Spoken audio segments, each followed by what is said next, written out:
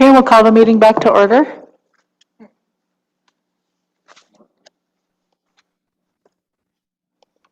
Good afternoon, Vernon. Good afternoon.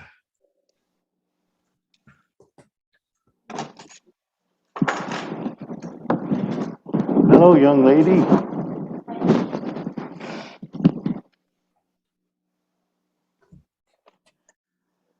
Hi, Nada.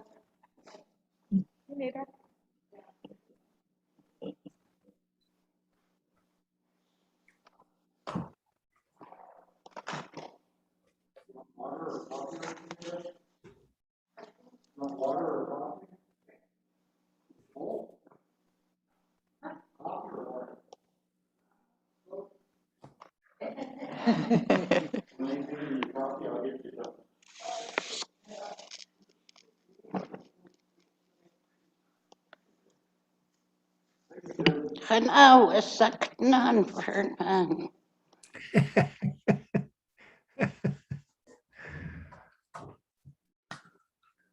Okay, everybody is here and ready to go. Okay.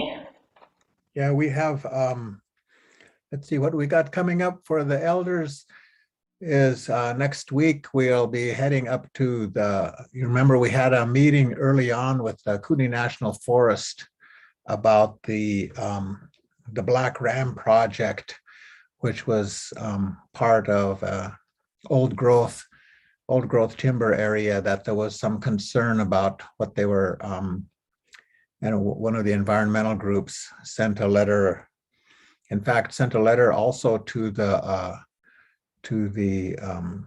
tribal leaders group as well, and to express concern and to get them to write a letter to the Secretary of Interior and to Biden and to protest against it. But the Kootenai Tribe of Idaho has been involved in the project, and the letter that went up is kind of talked about, it talked about that it was a Trump deal to cut the old growth timber, but from the information that we received from the Kootenai National Forest, that wasn't necessarily so. It was part of their forest management plans that they have been doing all along, and they had gone through, the past few years of environmental assessment, etc. And the Kootenai Tribe of Idaho didn't have issue with it. And then with our meeting with them, they basically stated that the forest management practices that they were planning on doing there, those were consistent with the forest management practices that we have here on the reservation that forestry brought forward and was approved by councils, that the plans are similar. But since there was some concern about it, we requested a field trip up there for the elders so that they could actually show us on the ground what was planned. And so, and they extended the invitation, and we worked out the details on it. That'll be next Friday. We'll be going up there, and they'll be showing us the place where the Black Ram project will cover. And then we also have actually coming in this evening, and for some of the elders here, it'll probably be news, but because I just got a call on it a little bit ago, but we'll be having some salmon that are fresh salmon that are coming in from Colville that are being sent this way. And so when they arrive, Mike Durgalo is the one bringing them over. When they arrive about 6 or so this evening, I'll be down there and a couple of the staff and myself will be down there in the hall. We'll be cutting up the salmon and preparing it for distribution to any of the elders that would like salmon. And then whatever is left, we can do. Burton, Go ahead, Nada. Vernon, have you received any anything on Diane? Um, Well, this is an open meeting, so I don't know, it's on the web, so I don't know if we want to talk about that. But I mean, will there be anything going on at the hall? no, Okay, that's all. yeah. Okay, so and aside from that, we had one of our staff got sick and tested positive, and so we had to clean we had the offices disinfected, everybody cleaned, everybody tested, and everybody that is in the office now has tested negative. And so we got those most of those results back. The one, I think there might be a couple that haven't had their results back yet, and they are staying out and waiting for it. But once we got word of it, we sent them home and had everybody who had been in any kind of contact with the individual, sent them to get tested. And we brought in James Bible with his cleaning and disinfecting things, and did all of our offices and all of our areas around here. It's of special concern to us, and I jump right on that because of the elders. We have a lot of elders that visit us quite frequently, and some daily, and so wanted to make sure that that was all taken care of. And so everything is just the one person tested positive, and everybody else's results are coming back negative. So the mask wearing in the office and everything has I credit that with helping us this go around. And so I encourage everyone to wear your masks in the offices, and they do work. So and with that, I didn't know what. Let's see if there was. Oh yes, if there was any issues that other issues that I missed that the elders wanted to bring forward, or council wanted to ask any questions of us, I guess that's where we go next.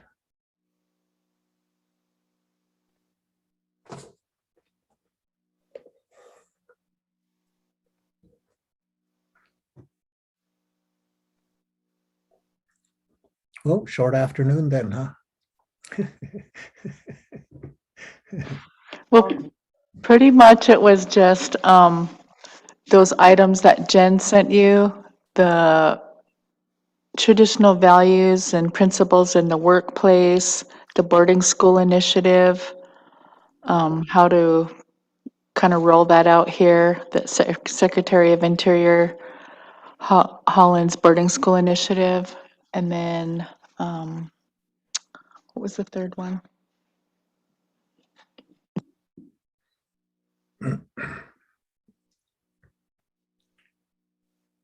Well, like I was saying the last time, as far as the boarding school parts goes, my experience there was pretty negative, but I have heard from some folks, some elders, that their experience wasn't quite that way. It was positive. So I won't speak for them. So if any would like to address the boarding school issues, that I'll let them respond.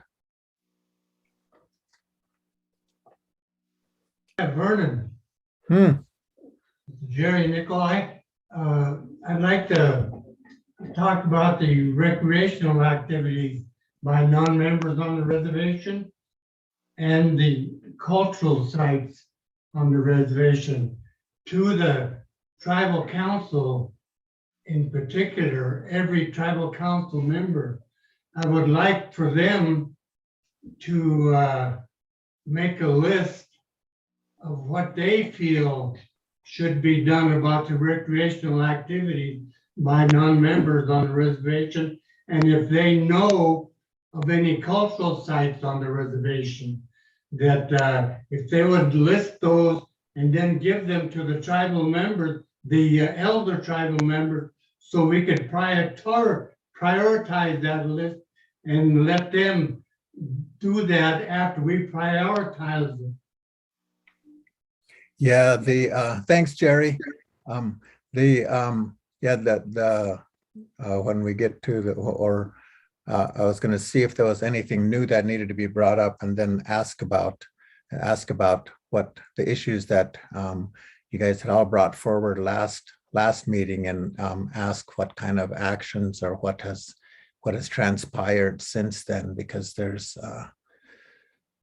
still a lot of use out there taking place, but we didn't. I would just wanted to hear what kind of plans and what type of things were moving forward with that. But yeah.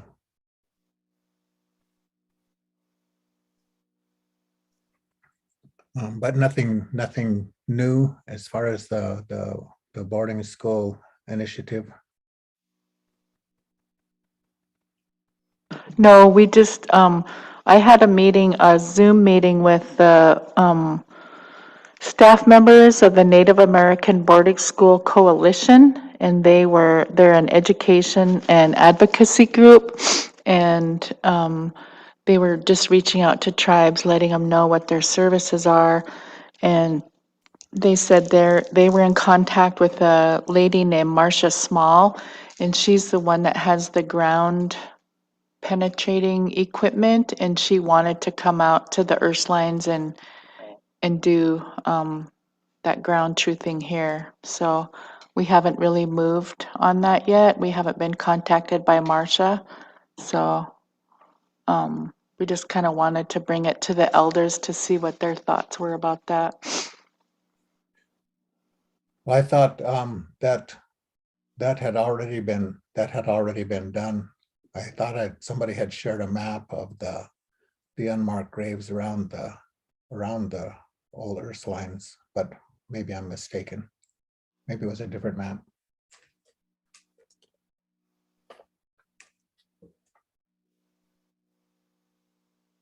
Martin?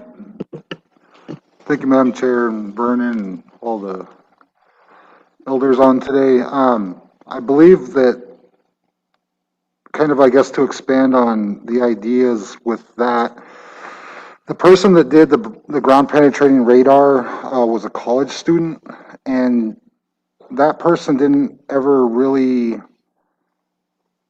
finalize what her findings were, and so. And then it doesn't sound like they were cross-referenced very well with the records that were there. Yes, there are a lot of graves down there, but after talking to some people, they seem to think that there would be information on a lot of those. The only problem with that is that they've been moved to either Gonzaga, possibly St. Louis, and possibly to the Vatican.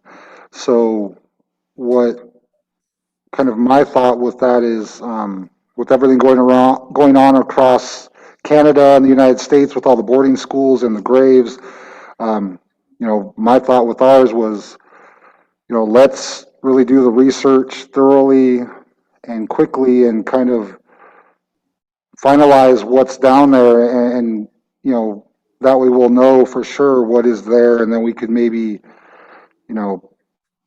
document who the people are that are buried there, and whether that be on our dime or the feds. I think that we should get that done as quickly as possible.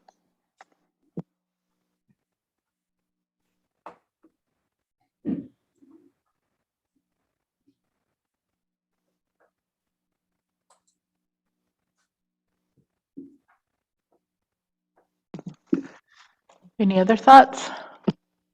I got one issue. This is Lloyd. uh, there was some concerns about off-roading here and there, and there's no control over that, non-tribal members, but we've discussed time and time again that there should be a possibility of putting designated areas in place for these, for the ones who carry permits. And no further than that, because there's a lot of them up here that was spotted off-roading, and nobody gets turned in, but nothing's ever been done. And they're still off-roading in bikes and four-wheelers. So I still, time and time again, I brought it up time and time again, and it should be, we should designate areas for particular people to do that type of stuff, because they're really damaging our private property here. The state does it and the feds do it, so why can't we as a sovereign nation? Thank you. Thank you, Lloyd. We did bring it to Dan McClure's attention when we were first notified of it. I believe Carol was the one that brought it to our attention. And we brought it up to Dan, and they said that they have advised their customers or their clients to purchase recreational permits, and they were counseled to stay on road, if I remember correctly. Does anybody want to add to that?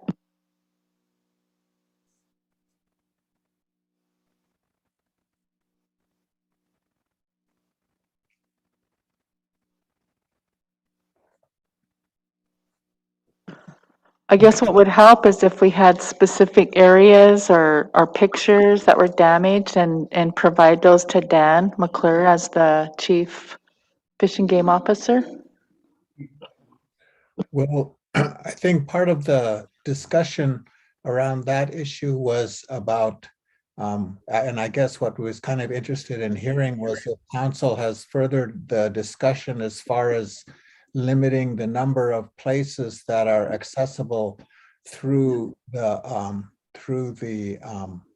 permits, the recreation use permits. You know, there was to be, the recommendation was for it to be just specific areas, not one permit, and then you're allowed to go the whole reservation. A particular interest up here in this area is the gentleman in Big Arm who rents out four-wheelers, and they go up into Big Draw right above Elmo up here and go through that way, and then they four-wheel all over the place out there.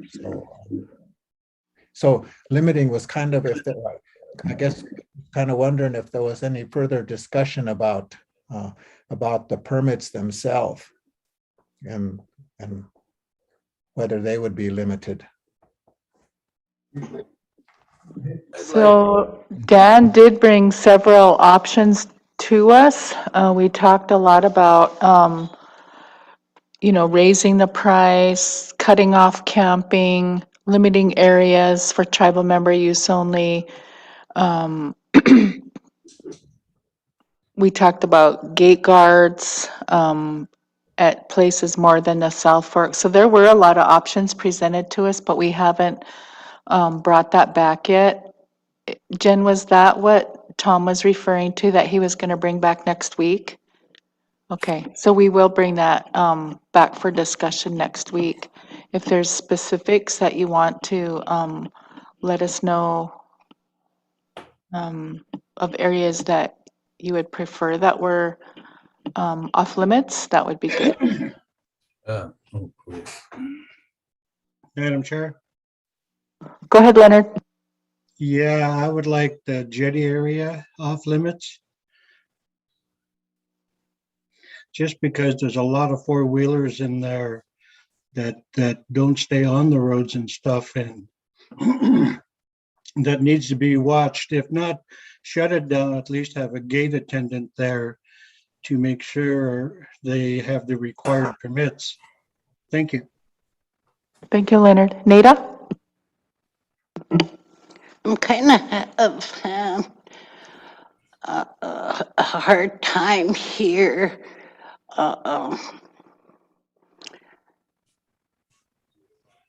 Understanding what's going on.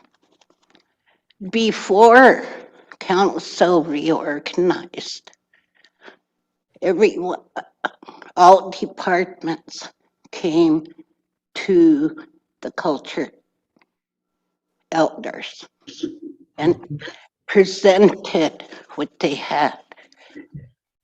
Prior to you guys getting a list, we should have had it. Then we would discuss with whoever was doing the presentation and tell them these are our concerns.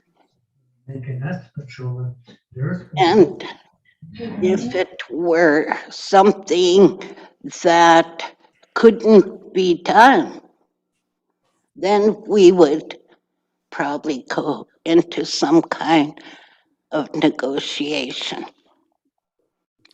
Then all of a sudden, a reorganization happened. And we as the elders had no idea. Then when we seen the actual organization map, we were taken off up here and thrust down here. Well, that hit right here. I'm traditional. I was born that way. I was raised that way. This in here is white man way. And yet you guys all took the oath of preserving and perpetuating our culture, whether it be Salish, Ponderay, or Kootenai. Then you take us and you thrust us down here. To me, when you did that without even visiting with us of why you were doing that, made me feel as an elder, you're telling me, the hell with you guys. We'll do it our way. We know the best. So why have an elders meeting? We're wasting time. Like I told the Corps of Engineers, I told the National Forest, I told everybody else, why meet with us if you're not going to take what we have to say? I feel that you drag us along for this show. Oh, I got my elder here. I got my elders over here. You guys don't come to us. When these department people come in and meet with us and we tell them, here's our concerns, here's our reason why we want to go this way. I expect them to walk in this door and tell you guys and say, we had these options. We met with the elder committees on both ends of the reservation. Here are their reasons why they've selected. We had these, but their concerns were valid. And so we pulled those options out. But they don't. And we have hollered about that for how long? We're expending money that's not necessary. For them to come to us, to come in here and already know what they're gonna do. For them to come in here and say, oh, yes, we met with the elder committee, period. We have talked with forestry. We have talked with fire control. We have screamed at fire control. This is how our people back here used to do it to prevent what's going on today. Do they listen? No. They come in here and they're able, somebody, did you meet with the elder committee? Oh yeah, we did. And that's the end of it. But it really disheartens me that I today feel I'm being pulled along for show. And I sat my little family down and said, you know, the teachings that we have brought forth to you kids, and I want you to continue it. We live our culture and our traditions every day. Sometimes I might get an hour or two of sleep because of our tradition. There are times that I have stayed up for a couple of days because of our tradition, but I continue to go on because that's me. That's what my elders up there, I look at my great grandpa and I laugh every time I come in here. He's like this. And I think, okay, that's me. One of these days I'll open my mouth and say how I feel down here. But that's what I tell my kids. And today I feel we have been thrown down. And that you guys, supposed leaders, are above us and above everybody. There isn't a one person walking today that is better than anybody else. Nobody is better than me. And I'm nobody. I'm no better than anybody else. But I'm giving you my feelings today. And if that's going to continue, you will not see me participating. I will participate with my peers at the culture meeting, but I will not come in here again. You have drug us down and you're dragging us through the mud, and I don't like it. I'm sorry, but I don't like it. This has gone on long enough. I don't like people to come and listen, supposedly listen, because they were told by tribal council to go listen to what the elders say and then come in here and not present to you what the elders say. There's been a lot of decisions that has gone through you that we have said no to, and we gave reasons. So today, because of what's happened in my community. My heart is a little bit sore, sad. But I thought, why wait another month to tell you this? We had one meeting and I should have brought it up then. But today, this is how I feel. Tajas. Thank you, Nada.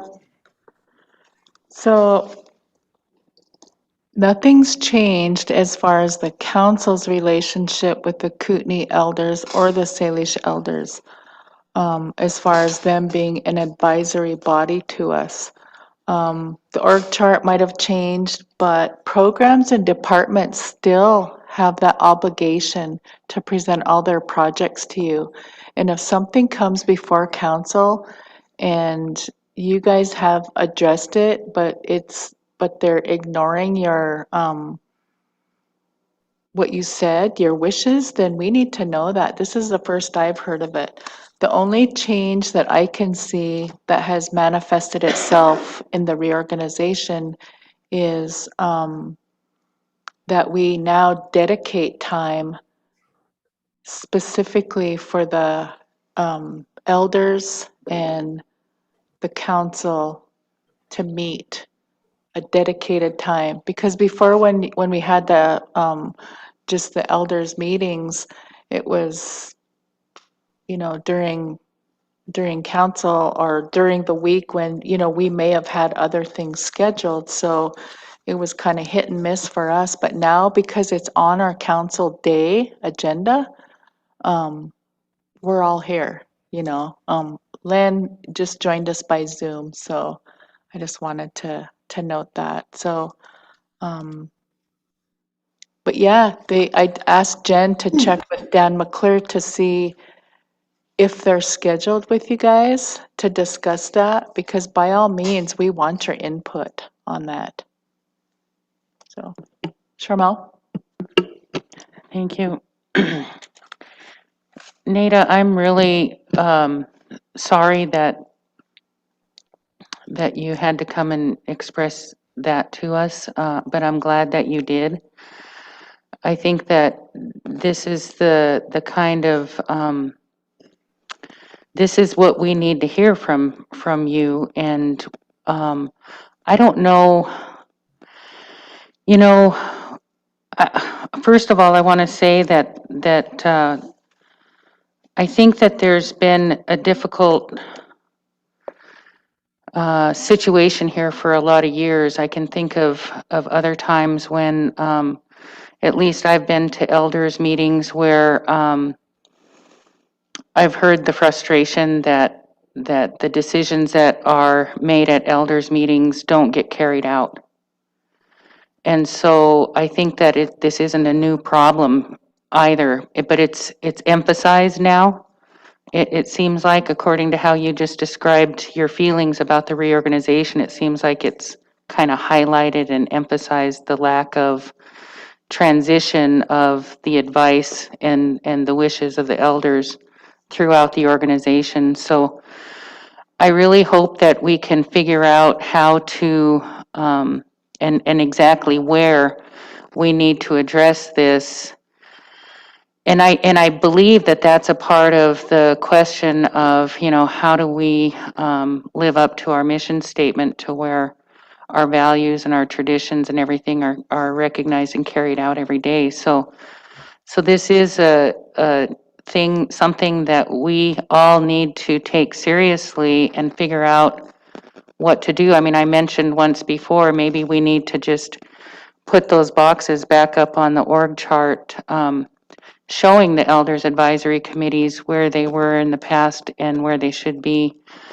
So I really hope that the council will, that we'll all take that advisement, and that if the Kootenai elders and if the Salish elders would come with us to the table to figure out exactly how to change this in a better reflection of our people, we need to take that and do that. So thank you for verbalizing it. I know it's hard to say that, but thank you.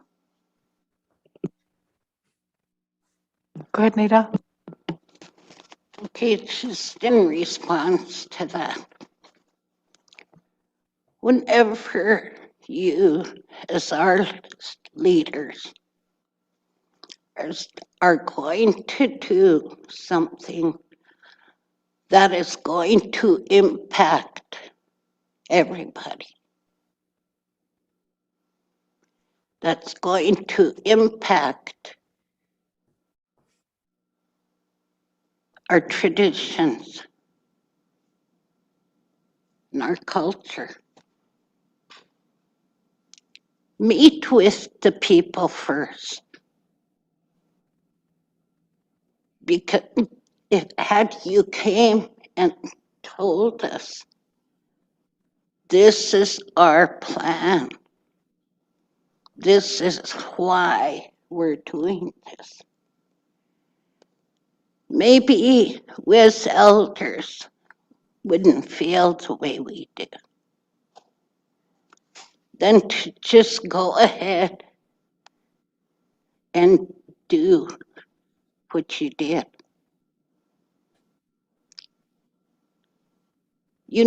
Traditional value, you live it you're supposed to live it every day. And it's not the white man way. It's our way. We look at what's going to impact us first. In my ways, there are rituals that we have to do every day, and that's what I'm teaching my grandchildren, and now I have great-grandchildren. And when that gets time, I will explain to them why and what we're doing. Your first thought when you're going to come to work here is, how can I better my people? What can I do to better my people? And when you walk through those doors, if you have personal vendettas, they stay out there. You walk in here where everybody is your family, or you walk in here where nobody is related to you. There's no in between. We need to learn that. I do it in my home.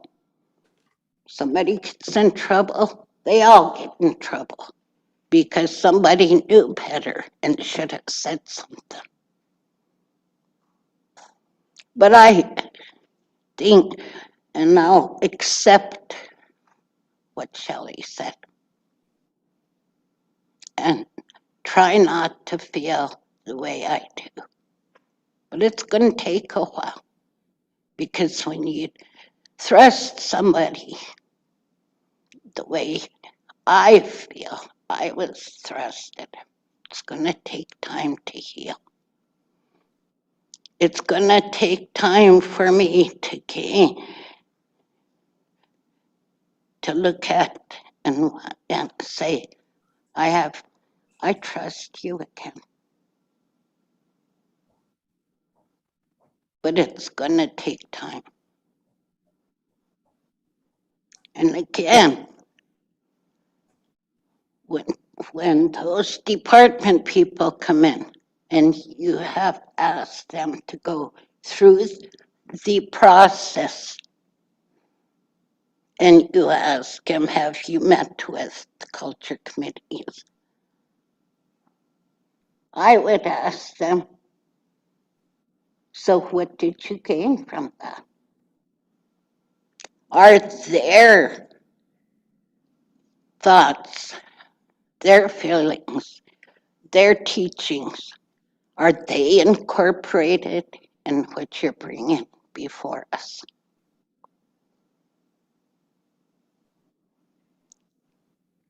And like, say, as for closures, I didn't see a list. So right now, I say to close the whole damn thing.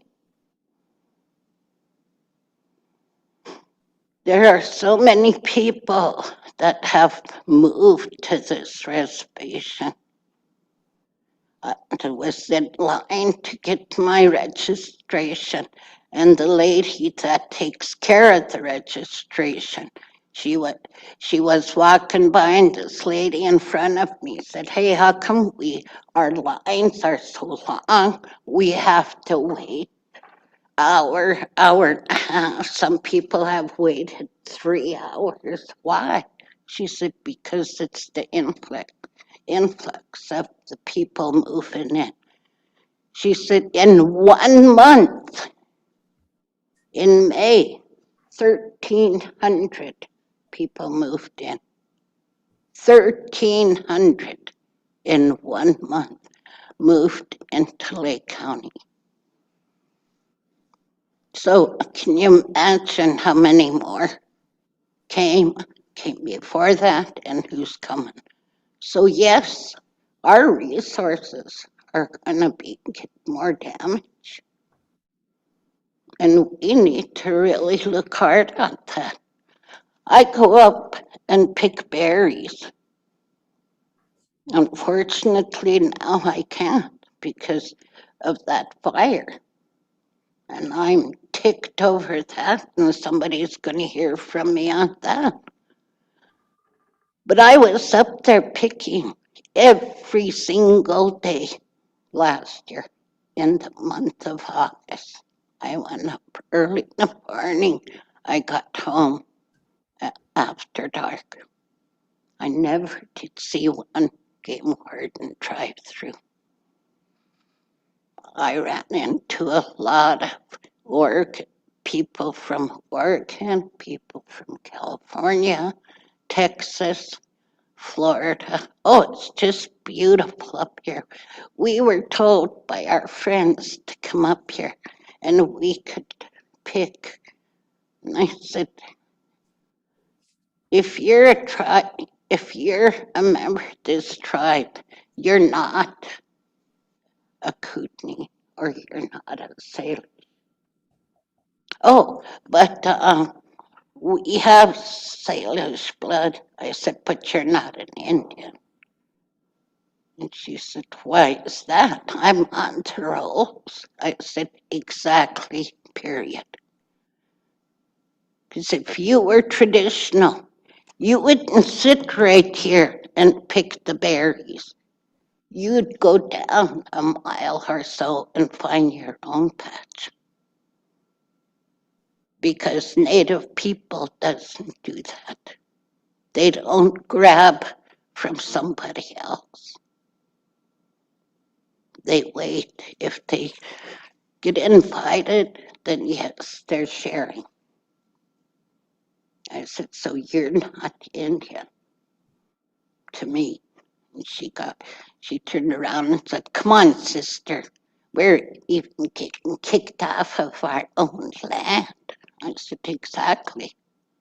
And I hope I never see you again.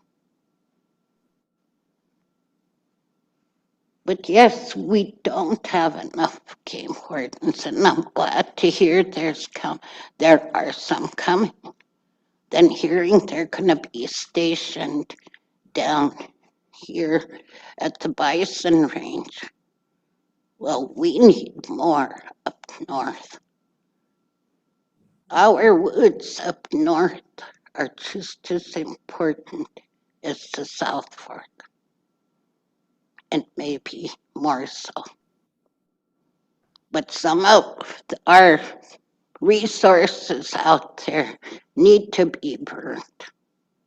And I just pray that it stays out there and not come to the homes.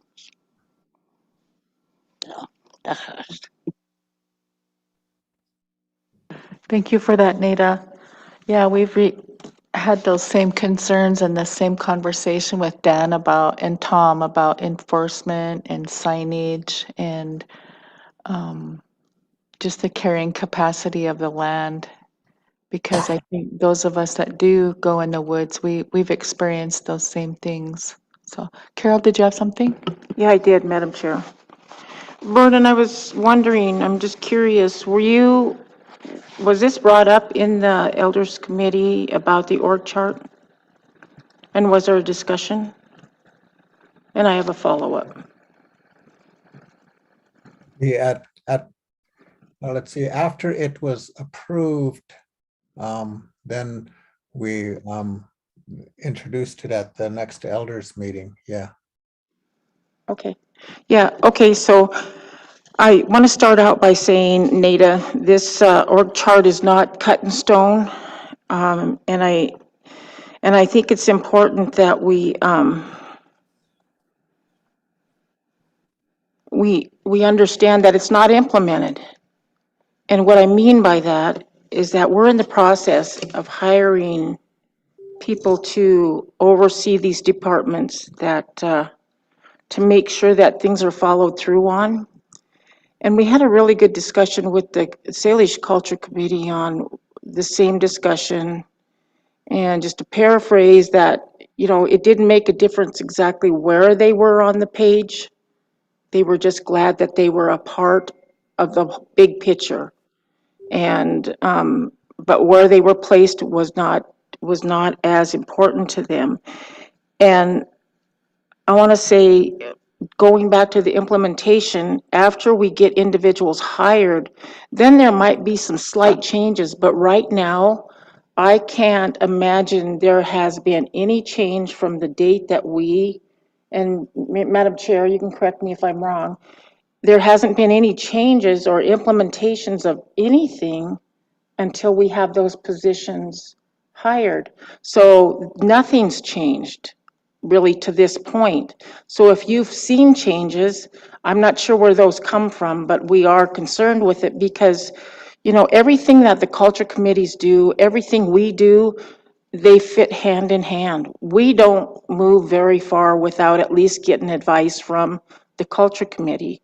So, I want to assure you, if there is a strong feeling from the Kootenai Culture Committee, then we need to take a look at that. But the other culture committee, and they may change their mind, I don't think so, but they were pretty adamant about how they felt about the org chart and felt fairly good about it. So I just want to thank you. I know you're a strong woman and you're not afraid to bring it up, but I needed to make sure from Vernon that it was brought up for all of you to discuss, and if this is the position of all of you, then yeah, we need to take a look at it, and there's nothing wrong with that. I mean, I don't want anybody, especially with the culture and the history and the traditions and all of that, feeling like they take a back seat to us, because that's who we are. And so, thank you. Yeah, thank you for bringing it forward. Thank you, Madam Chair.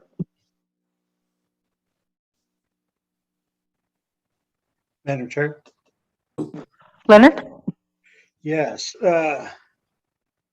going off what Nada said is absolutely true, because we feel like we're left out up north on a lot of instances. And one of the things I want to bring up besides that is filling the position up in Kootenai National Forest with the foresters up there. I brought it up a few times in our elder meetings, and it was brought forward to you guys, I'm assuming. And it's imperative that we get this done, because we had a meeting with the Forest Service up there a while back. Can't remember which month it was, but one of the ladies that was presenting to the Elders Committee that day mentioned that, about artifacts and possible artifacts, that when they come across them, they try to get a hold of us, but in one instance, she said they moved it. What did she move? And, we find out about it months later. So it's imperative we get that filled up there, whether we have a tribal member living up there, or if a tribal member drives back and forth, they can take the cutoff road up north there to get there quicker. But this has obviously been happening up there in the Forest Service. And it needs to be addressed, and it can't be just talked about and discussed about meeting after meeting after meeting. Because obviously some of the artifacts are, possible artifacts are being moved and we're not being notified. Vernon's not being notified. So I would like to see this council act a little faster on filling that position. And I understand that, you know, it's a half and half deal on paying for the position. I would like to see this council, you know, approve it today that we would pay our half as the tribes and start getting on the Forest Service up there to meet their part of their obligation. Because when things are starting to be moved around, we're way behind the ball. And it's not good for any of us. It's going to hurt us down the road. And it should be important to everyone, every tribal member, regardless of affiliation, because that's attacking our sovereignty. And if we're going to talk about sovereignty, then let's put it forward and act on it.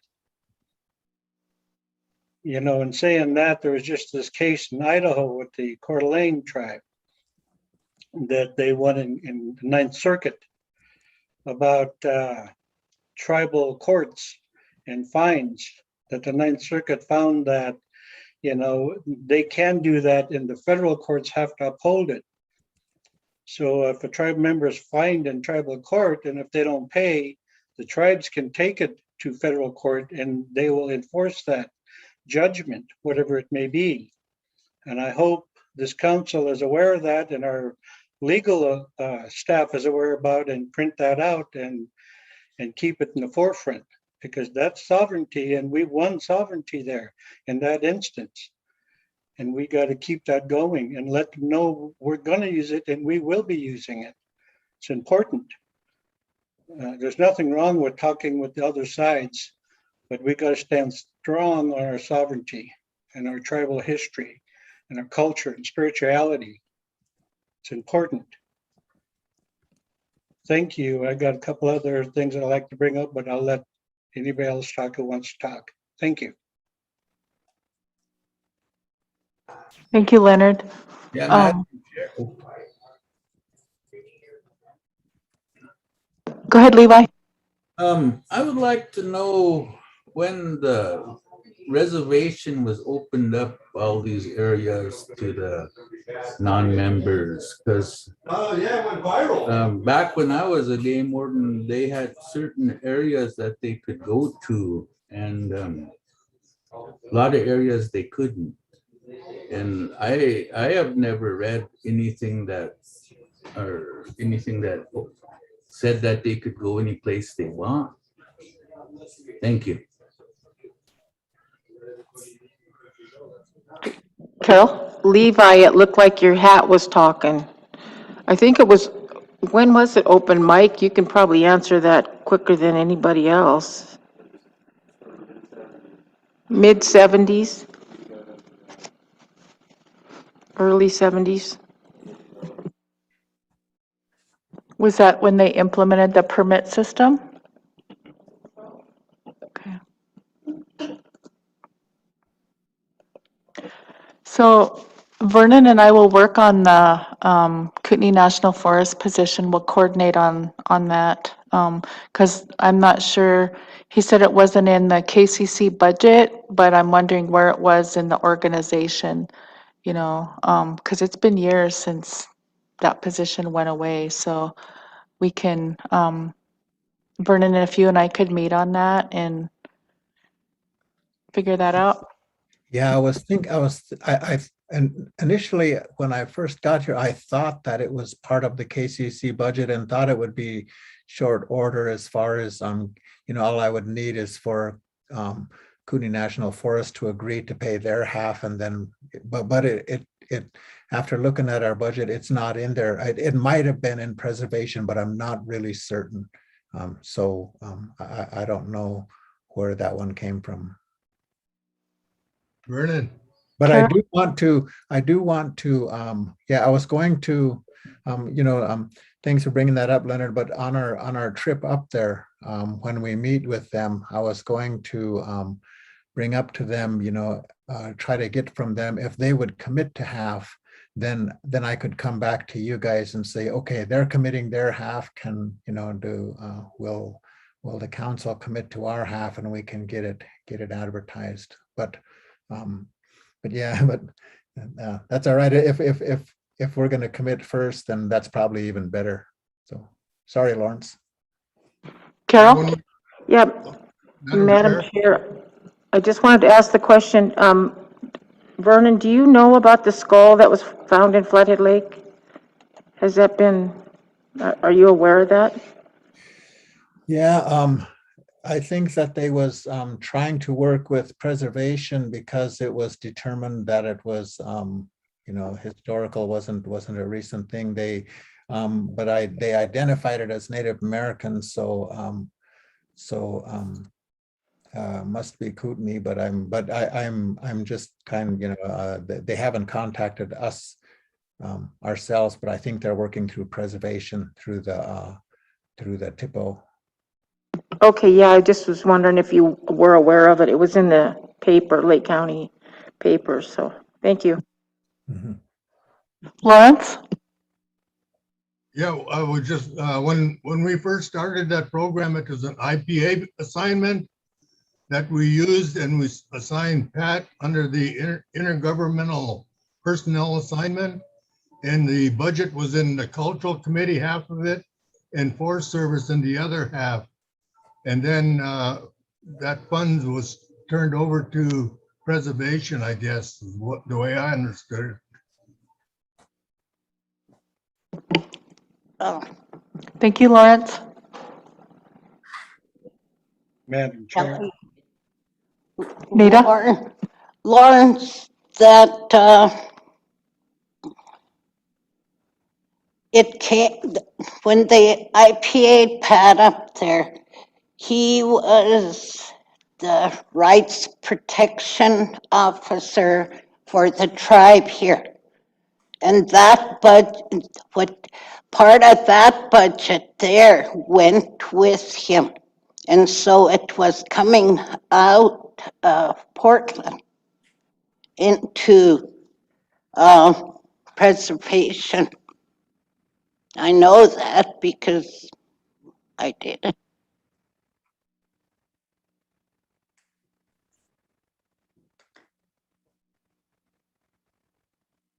Leonard? Yeah, I was just going to bring up the subject about the skull being found there in the lake. And hopefully we stay on top of that. And it looks like that the tribes is staying aware and abreast of what's going on. It's pretty important. And hopefully it doesn't leave the reservation. Hopefully we can keep it here and not be shipped off with a lot of our other stuff that's been shipped. One of the other things I wanted to bring up was closures is the Chief Cliff area. It's been gated, but it needs more work up there to keep the four-wheelers out of that area, and also the Lozo area. And actually, I'm in agreement with Nada about closing the whole thing down. We need to get a handle on this recreation. It's important for our resources, and the resources out there need a break also with the crowd that we're having and who has and don't have recreation permits.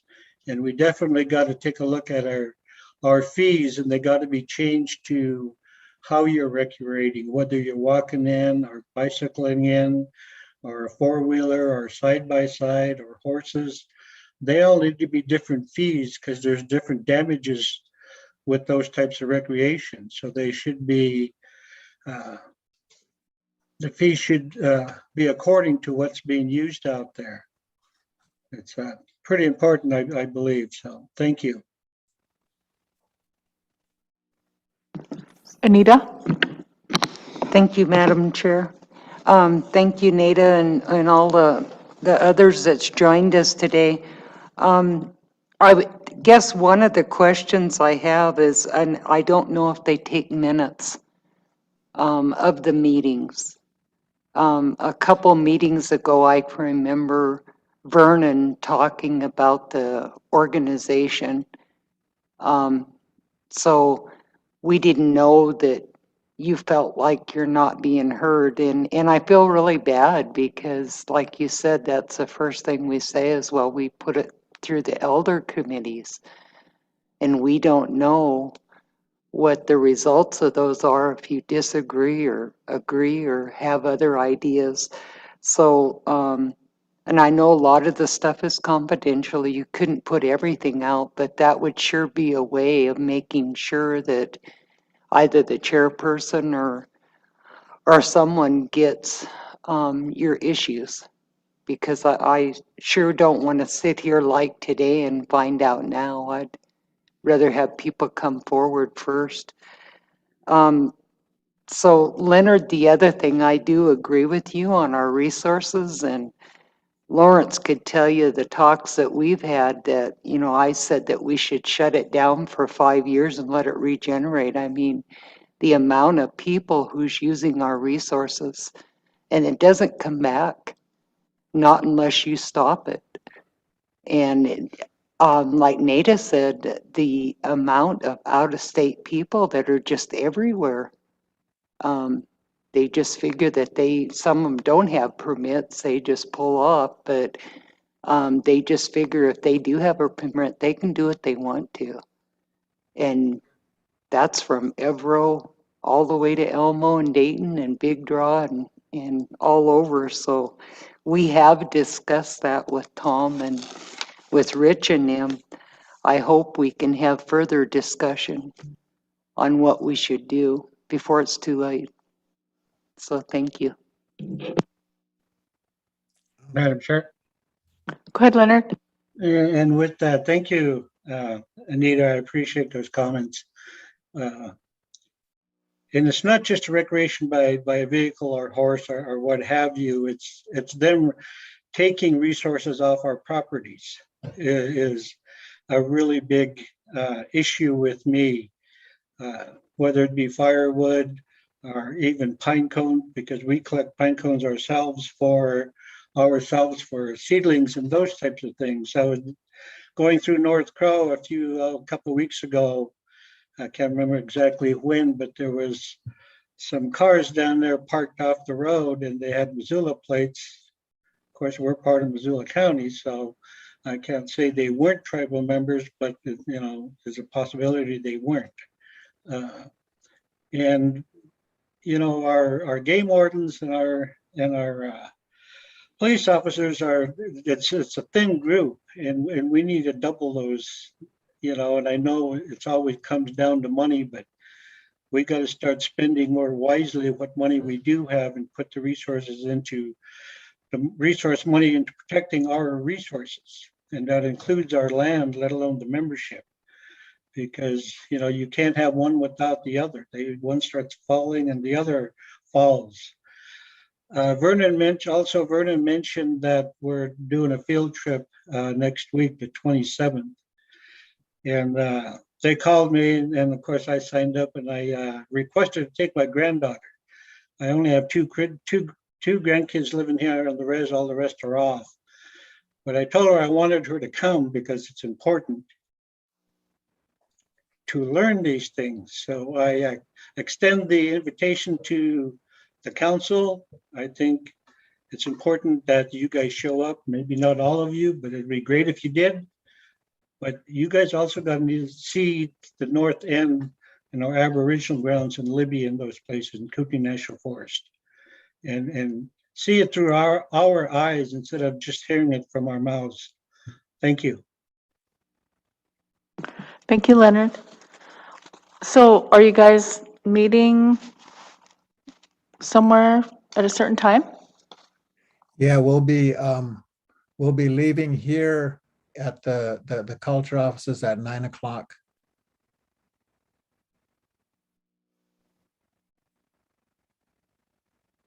Okay, thank you for that invitation. Kelly, Francis. Francis, I wanted to echo again what I said before. you know, when I seen that organizational chart was brought up, and I felt like that the Kootenai's tongue has been cut out from them because they're dropped so far down, and if anything comes up, they got to work their way up the ladder again. So I would again voice that I think that it needs to be addressed and put back to where it was, so that when we talk about culture and tradition, you know, I'll know that the Kootenai's tradition and culture is at a level and seriously discussed. And the other thing that I want to mention was, you know, there's a lot of discussion about this recreation, these white people doing commercial trampling through our grounds. And, you know, I hear, well, we need to close everything off. But in regards to that, I think that the council should get a group together and go over the ordinance and strengthen some of those ordinances so that the laws are stronger. I mean, we could have a herd of law and order fish and game, but then like I said before, when they come to court, they just laugh their way out of court again. So if you strengthen it and put some teeth into it, it would probably kind of deter some of that use. And again, I'm always screaming about Chief Cliff. Chief Cliff, I teased myself. I said, we're selling our reservation one rock at a time. I see a truckload go that way, and I see a truck. I want to share this. Up there at Chief Cliff, there's a pictograph up there, and that encroachment of that mining activity comes closer and comes closer. And I took preservation up there to show them, because not too far I seen some test digs next to that area that's closer to that pictograph site. And that's one of the key forms, although Chief Cliff area is significant, but that one little piece there is important, because when I talked with the elders in the past, they mentioned so-and-so got their awumu there. So-and-so got something there. And those so-and-so people carried the traditions for the Kootenai people on. And they did a lot of work for the Kootenai people in what we call in Nupika's Way. Nupika's Way is getting lost also among us Indian people.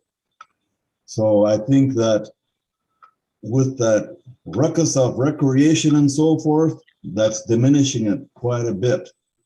So then I don't know how we'd have to lock that out, close it totally, or how that's going to work. And the other issue that I had is, you know, I had my nephews put a teepee up, a big draw. I had a teepee setting up there, and everybody was oohing and on and complaining and bitching and moaning and all that stuff. What's going on? What's happening here? For crying out loud, don't you know what that's for? We're battling a pandemic here. My tears are flowing behind me. Go up there and make your Nupika wish. Go up there and have a cigarette. Go up there and sing your song. Do something for your people. Do nothing. So that was a part of the discussion when I put that teepee up there. And I plan on doing it again. And so and with that is what I'm getting to is that, you know, we're talking about closing the lands and stuff. Well, I want to use my lands on the reservation.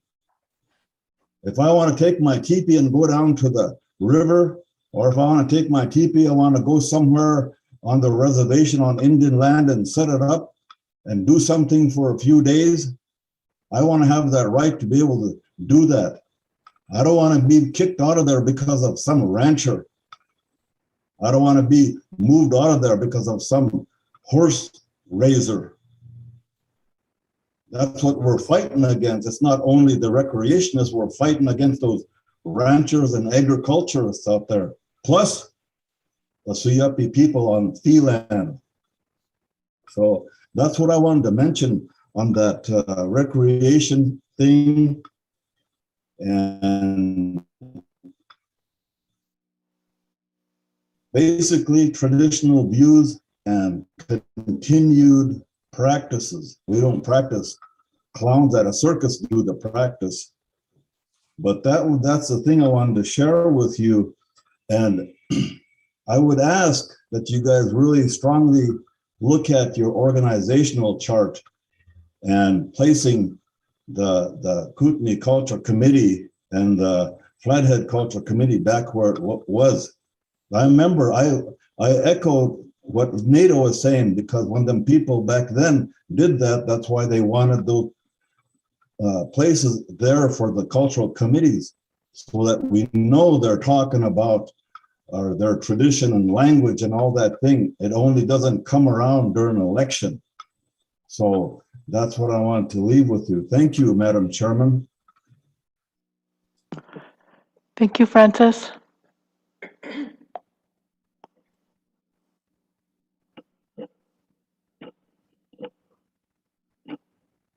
Anybody else?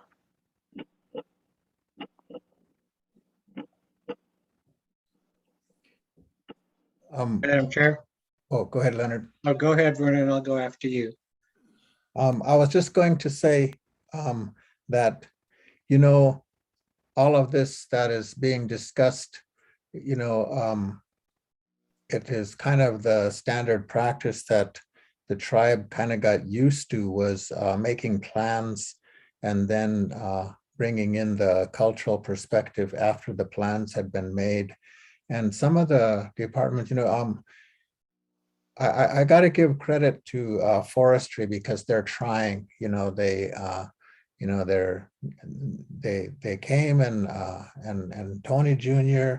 took an earful and you know, went away and came back and said, okay, you know, in the planning phases of our scheduled loggings, we'll include you then in the planning phase, so that we, you know, and so that's why they were scheduling trips, you know, with us up here, because okay, and that's scheduled to be on the logging rotation in 3 to 5 years. So, and we're just talking about it now. So, you know, what are your ideas? And so that's kind of, you know, what they're doing now.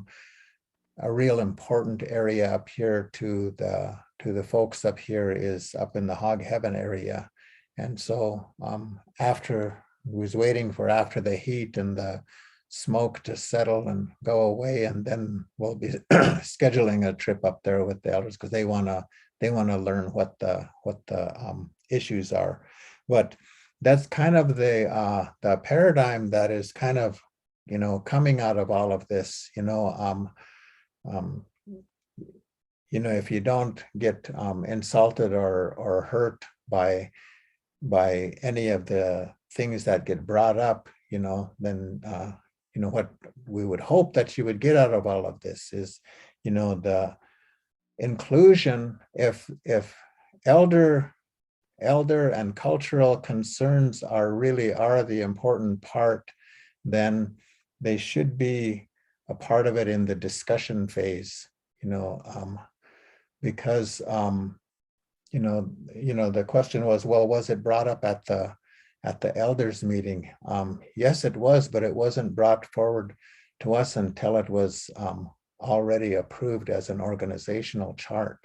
So, but you know, and I realized that, you know, in some of the, you know, some of the discussions, the council has to make these large organizational type of decisions, but if you really do value the elders' opinions, then some of those discussions need to include the elders then, you know, And then it would have been good. But hats off to forestry for trying to get there. I think they're probably the first department that really is trying to make an effort to get there. As far as closing the land, I mean, I think sometimes our legal department or, our lands, or I don't know who is actually behind the hesitation with closing it off. But when I go to visit my friends down in the Pueblos, and they're in a very populated area, and their reservation, if you're not a member from their Pueblo, you can't go anywhere on there unless you're escorted by a member of that particular Pueblo, and the people down there, all their visitors, they're aware of that, and they they know it. So so it's not, if there are doubts that come out that are expressed to you guys, that there are doubts about whether we can actually close off our land, it's already been done. It's already been done. The Pueblos do it all the time, and they're not the only tribe that does that. So don't be shy. Err on the side of preserving our resources. Sorry, Lynn, go ahead. Leonard and then Junior. Thank you, Vernon. Thank you, Madam Chair. I appreciate those words, Vernon. And off that, speaking of forestry, I don't mean to be mean to any of our departments, but I brought up, I think it was our last elders meeting, maybe the meeting before. I was up there behind Hot Springs cutting firewood, and there was this logging unit going on, and they cut all the firewood down. It was in their piles, and I don't know if you remember this, Vernon, or any of you other elders, but I brought it up that they were hauling it out, and I thought this should be left to the tribal members, and Steve McDonald addressed it, and I appreciate Steve stepping up and addressing it. And he said, well, they're probably buying it for pulpwood, which is fine. I guess if that's what council and forestry wants to do, but you have a lot of tribal members out there that need that firewood, and that larch is hard to come by. And I just wanted to bring that up in the sales, that it should be specific that the firewood should be left to the tribal membership. The people that were cutting it were really gracious. They did drag out 3 logs for us to cut up and stuff. So I do appreciate that. And I'm sure I'm assuming they were going by their signed agreement with the tribes, but I think that needs to be brought up to full council. And Steve did address it, and I appreciate that. And Steve and those guys always do, like Vernon says. I'm not always happy with forestry's decisions and stuff, and they are coming around and listening. They took us on a few tours, and I appreciate that. And they're starting to hear what we have to say, not to shake their head saying, yeah, they actually listen, and they have dialogue with us, and that's important. And I think that's one of the reasons Nada and Francis and the rest of us, as Vernon, as elders, feel that we need to stay up on top of that chart, because we're the last ones, very few, that's keeping our culture alive and going. And we all do different parts of our culture and our spirituality, and we all know different things. We don't know it all. I don't know it all, and I don't profess to, but I try to educate my children. All my children know what Francis was talking about NEPICA and what you should be doing. And those things we got to pass on to our children. Even those tribal members that don't make the rolls, they're still Indian. They still need to be taught those things, so they know they have a place. And yeah, it's difficult for them that they're not enrolled. And that's a tough subject for all of us to address. And it's been addressed a few times. And it's never going to make everybody happy, but we still got to keep that forward. And how do we keep our tribal members that are Indian from here, Kootenai, Salish, and Pend Oreille, How do we keep them apprised of their heritage and their spiritual places that their ancestors have? And they're still there and they're still used. So it's important that these elder committees and our culture committees are on top of the chart altogether. And, you know, I don't know what you guys, as in council, provide them for their expenses for the year, but it needs to be more. And the reason I say that is I've always advocated that when those elders go on trips and stuff, we need to take our young children with us. And I don't mean just the 1, 2, 3, 5-year-olds. I mean our middle-aged, our teenagers, our middle-aged tribe members, our 20, 30, 40-year-olds that don't know this, that they can learn. Hey. Thank you, Leonard. Junior?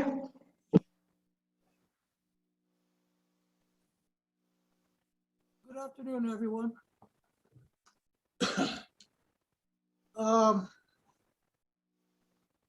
Sitting here, listening to everyone, you know, I like what is taking place with the Kootenai elders getting to visit with our tribal council. I, for one, look at and listen to what Francis said about getting our tongues jerked from us. That just didn't happen when you guys changed the org chart. That happened when our tribal government was formed. When the Kootenai only got 1 seat out of 10. That's when this started. That's when this took place. I want to talk equality here. Myself, this goes in and out of my head, my heart. How the Kootenai are not being treated fairly. From day one, the tribal government took off. The Kootenays had one voice.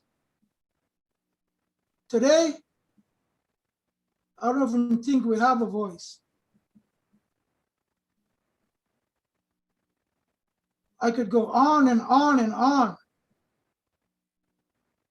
How many entities do we have within our tribe? 15, 20? Well, that's how many offices should be up in Elmo.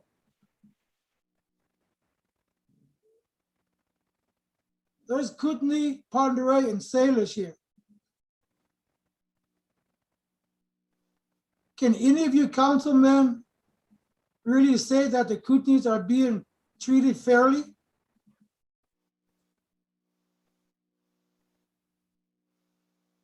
We're going to be getting millions and billions of dollars. What are you guys going to do to put my people to work in Elmo? To put offices up here in Elmo? Housing, there should be a housing office in Elmo. We can sit here and talk and talk and talk, closing down recreation, doing this and doing that. But equality is pretty poor.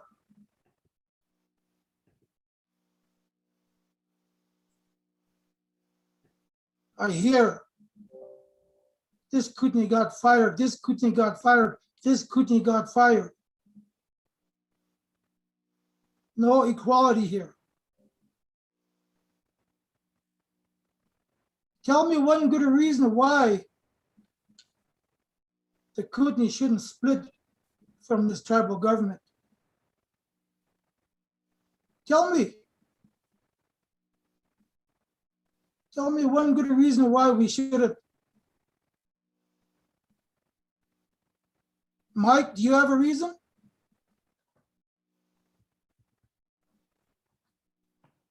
You know, this goes through my head and my heart every day. I hurt.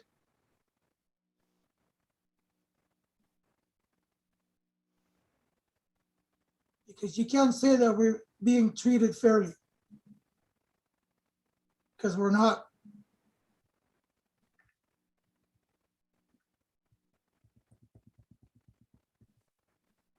We should have someone representing us that'll stand up and get what we want in Elmo.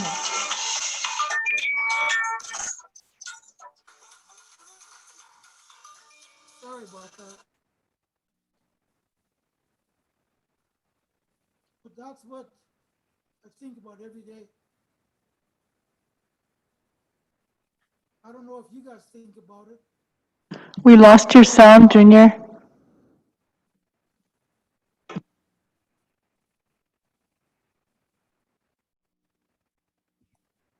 you hear me?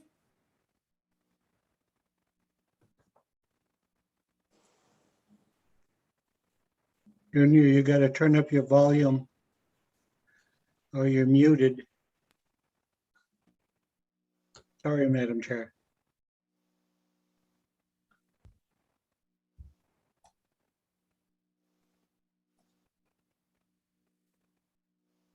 You are muted. What does this say? You're on. Can you hear me now? Yep. So that's, what's been on my mind. For instance, the permits are very basic.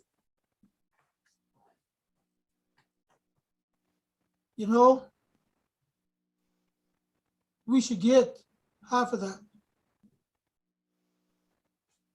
I think there might be one Kootenai that got a permit. Equality.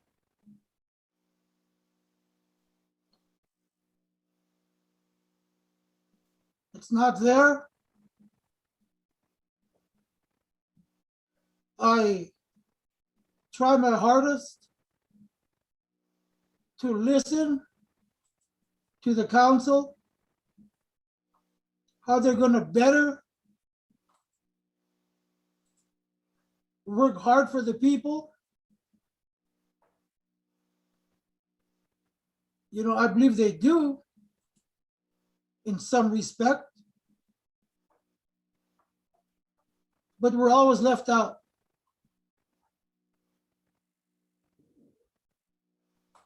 One voice for the Kootenai people. And then sometimes not even that.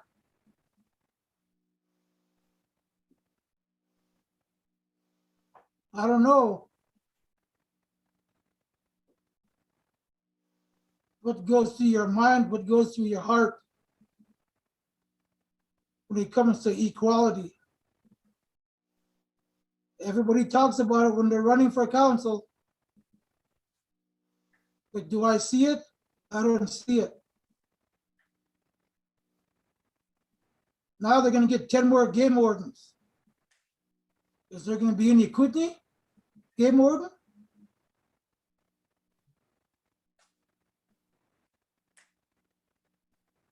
That's what I want to change. I want the Elmo to start having offices up here. Every department that consists on this reservation, I want an office in Elmo.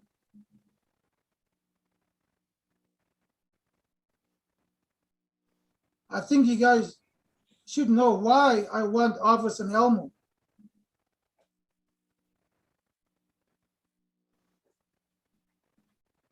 We're not invisible.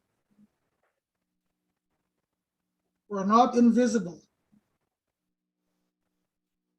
We have a heart and a mind just like every one of you. We have our roots here. Our footprints, our trails. But we can't even use them anymore. Because of what kind of rules, policy we have. And we put that on ourselves. We put it on ourselves.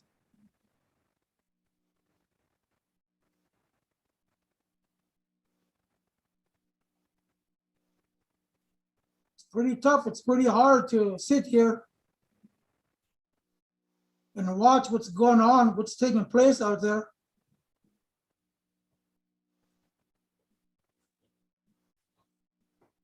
But it doesn't benefit Elmo.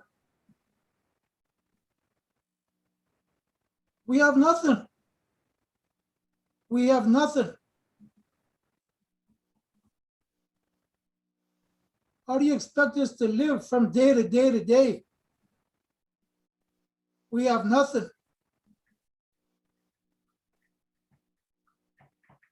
When are you guys going to say, well, let's start doing something for Elmo?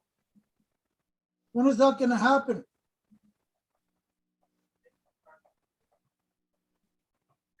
What little we have taken from us.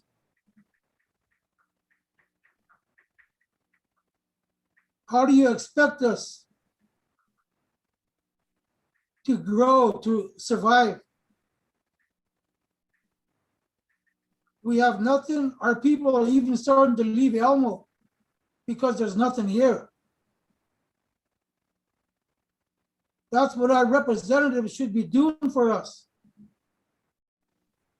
Our little town in Elmo should be booming right now. But no, what we have, what little we have, taken from us. And here we are with nothing.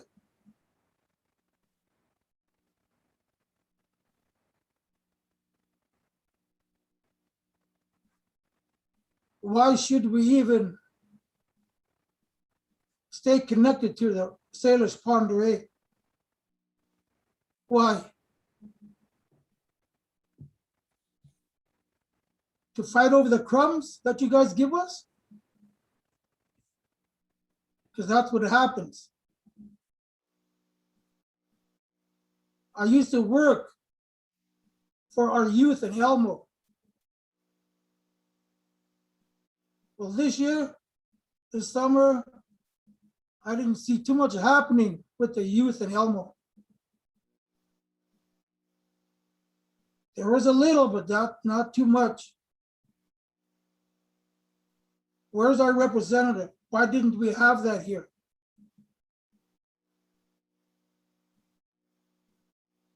So I hope you guys see where I'm coming from. Because it's not pretty down here. They did something right. You guys did something right. You guys gave us a Kootenai Culture Committee and a Salish Kootenai Culture Committee. But why did you stop there? We should have 15, 20 offices up here. We bleed just like you guys. We hurt.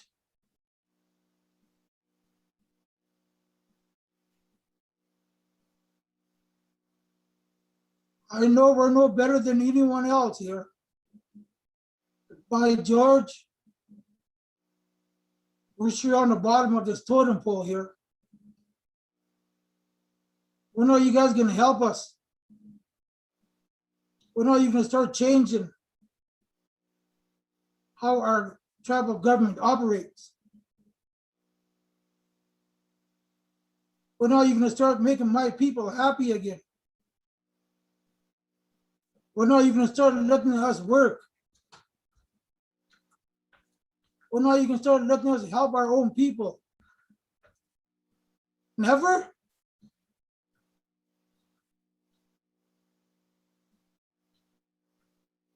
I didn't want to bring this up, but I had to.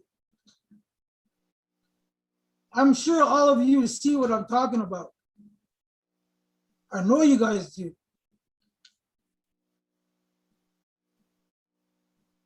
You all talk about you have a big heart, you love your people, you do everything for your people.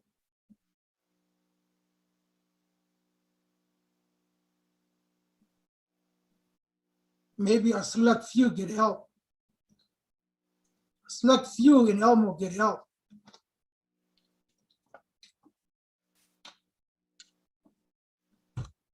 I'm glad we have these meetings. Now I get to voice my opinion.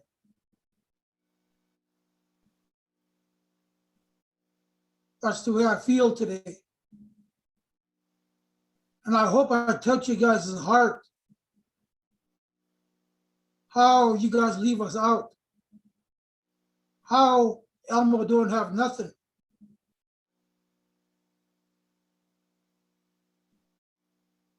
But you guys give it away left and right to even non-tribal members, to the white people. You give it all out. What do you give us?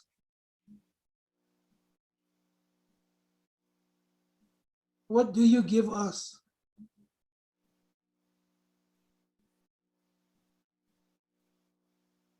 And I'm sure I'm not the only person that thinks like this.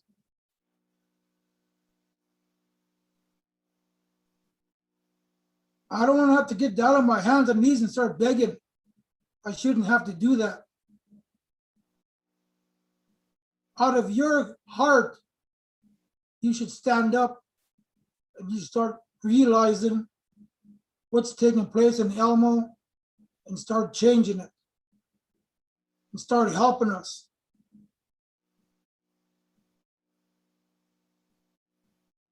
You do it everywhere else. Why can't you do it for us? That's what I want you guys to do. Start helping us. Start thinking out of the box. Start putting some office up here in Elmo. Start letting my people get involved.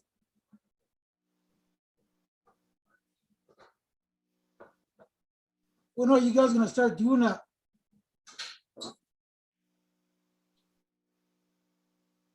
Like I said, we got our tongues ripped from us from day one. From day one. So I hope you guys hear me, hear what I'm saying. Because it hurts. It hurts to be on this side. I know it don't hurt the side you're on, but it hurts over here. Hoyas, tajas.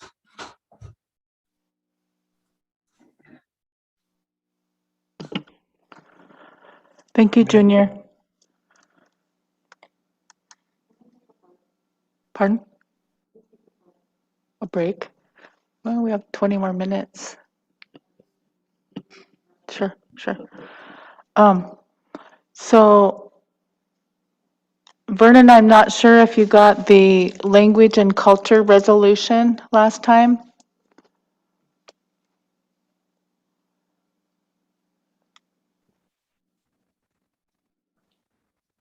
The language and culture resolution, you mean the one that had been approved a long time ago, or?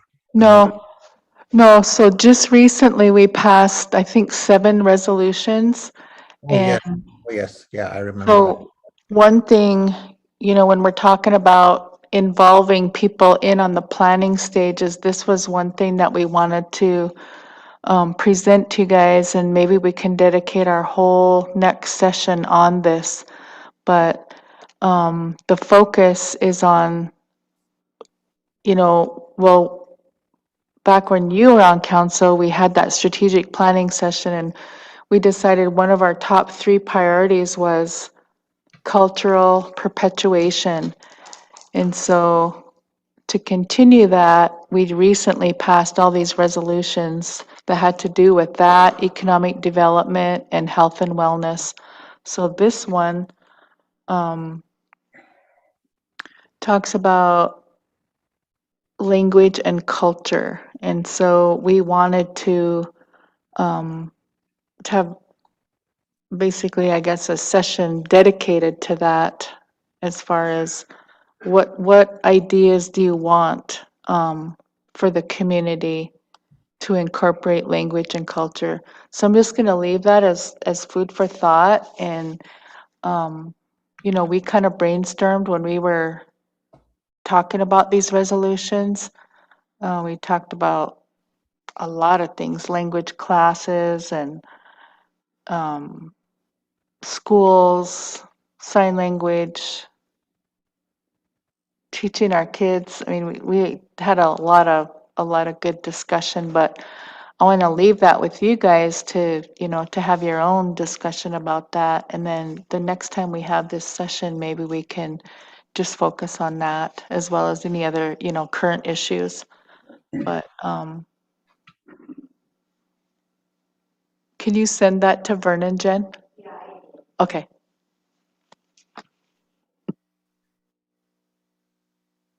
Yeah, along those lines, I've been meeting with different departments, and there's a group with tribal health that is even talking about all of this type of stuff, and the cultural stuff, and what they wanted us to do. I mean, and it's kind of still in the talking and planning stages right now, but was preparing cultural worldview type, history and worldview type of presentations for the departments that anyone working for the tribe, what they should know about our history and our culture.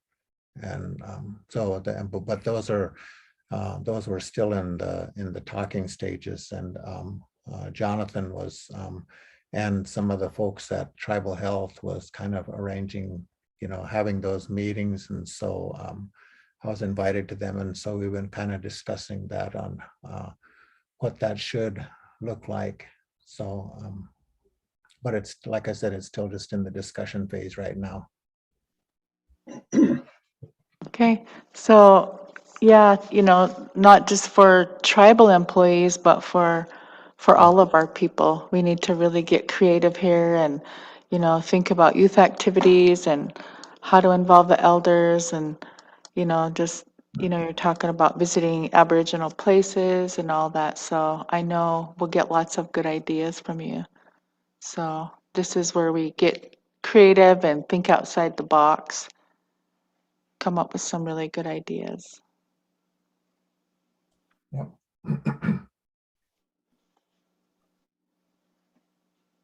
Madam Chair, Go ahead, Leonard. just a couple more subjects. The Cabinet Mountains up there, up north in Aboriginal countries, have the tribes been staying on that with, I believe, Heckler Mining with their 2 permits? Have the attorneys or biologists or anybody heard anything what's going on? Are they going forward, or what's happening with that? Can you speak to that with forestry? No? Have you guys discussed that with forestry? No? Nothing has come before us as council. Today, Hecla Mining did come in and talk about a reforestation project that was with the Troy mine that was going on for 30 years, and they're gonna have a field trip Monday, the 30th, and they wanted to invite people up there. So we don't have the details yet, but we'll pass that on when we get it through Tony Jr. So, but I'm not familiar with what you're talking about as far as the Cabinet Mountains. They have a couple of mining claims up there, Heckler Mining, and they want to mine it. And Earth Justice and my brother Wilbur were part of that, and they made a little video of it. And the reason I asked is I had a elderly tribal member call me and wanted to know what the tribes as a whole was, if they're keeping abreast of what Heckler Mining wanted to do and go ahead and start mining. And I told her what I did know, I told her, but I would ask council or ask you or whoever I could get information for it and relay it back to her. It's an elderly person that's been calling me off and on for a while, and she's pretty interested in that Cabinet Mountain area. I don't know if any of you guys saw the little video clip that was made, but she's interested in that, keeping it pristine like it is. And so I thought I'd bring that forward. The other subject I want to talk about is, we all touched on it from time to time, is jobs. With the passage of the water compact, we have $90 million sitting in the bank now and another $90 million coming in October. My question to Ryan Ruschi at the time they gave a presentation up there at the Elder Committee in Elmo, I asked what they were doing to try to get the tribal members' jobs, blue collar jobs, on the ground jobs, not just jobs for people that have these degrees. He mentioned there was 25 new positions coming up, and at can't remember what department it was. It's just my mind right off the bat. But I asked about what about jobs for the membership? There's very little jobs here, and of course he said he liked the idea and he was going to put something down on paper. At another meeting I asked, and he said he was still following through with it. So I'd like maybe you, Madam Chair, to see what he's come up with for creating jobs, shovel ready, so when the tribes do start working on the irrigation project, we can hire tribal members. We shouldn't have to contract it out to the non-members of the state, let alone of our communities. I think it's really imperative that we start our own companies for masonry. We're going to need that. We're going to need cement. We're going to need, cat operators, let alone, shovel operators, just labor work. We have to start getting those forces together and be ready when we start doing reclamation work. They should be good paying jobs, and I really encourage this council to push hard on that so it's ready when the projects do start, to be ahead of the game. It can do so much for the membership in our community that people get good paying jobs, and it'll turn a lot of things around and let them know that this is their land, this is their home.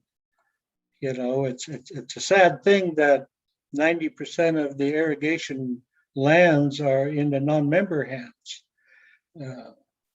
And I know over the years we've tried working on buying a lot of it back or some of it back. And of course, we all know money is a big option, but we can't let that be an obstacle that we don't even try. So with this water compact money coming in, I think we have to stay on top of it and work hard to get it ready and get the membership ready and trained and hit the ground running. I've worked all over in construction and highway surveyor, and I've gone to other reservations, and those other reservations work hard on getting their membership ready for those highway projects when they come. And I think we should be doing this with the irrigation project because it's going to be here for 10, 20, 30 years. It's going to help this reservation, and I would like to see it help the membership more than anyone. because that money will come in here, it'll stay here, it'll circulate here, and we all be better for it. Thank you, Madam Chair. Thank you, Leonard. Yeah, we'll have Ryan give an update. I know he's been working on, or the department has been working on hiring those individuals for like the restoration part of it, you know, the wildlife and fisheries habitat, that part of it. But I know he's been having conversations with different people, like through the college and other places on workforce development, different trainings. And another one of the resolutions that we recently passed had to do with supporting tribal member entrepreneurs. So if someone does have heavy equipment or they want to, you know, learn that, that, you know, whatever the jobs are, that we could provide those opportunities for them. So, yeah, I'll make sure that Ryan gets back, gives us an update on that. And you Thank guys you, specifically. Madam Chair. Also, you know, I worked with Bitterroot Naturals at the time when we did restoration work on the Jocko out by Our Lady there, just above the state fisheries area, if you know where that's at. Yeah, I did a lot of work on that with that particular company. Thank you. Lloyd? Yeah, I'd like to make one comment before you close the doors here. You know, past I tried to get the planning department in place and it didn't work. So I'd just like to make a suggestion to the council. Just keep in mind that I think we should look into the possibility of putting a business council together for the tribe and for the council. It sure helps speed things along, and rather than hit and miss by individuals. I just wanted to tell the council to keep in mind. Thanks. Thank you, Lloyd. Did August have something to say?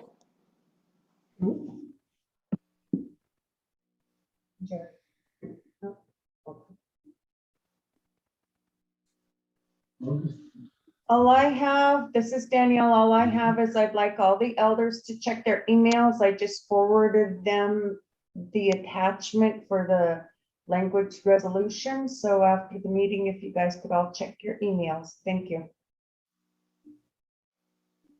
Thank you, Danielle.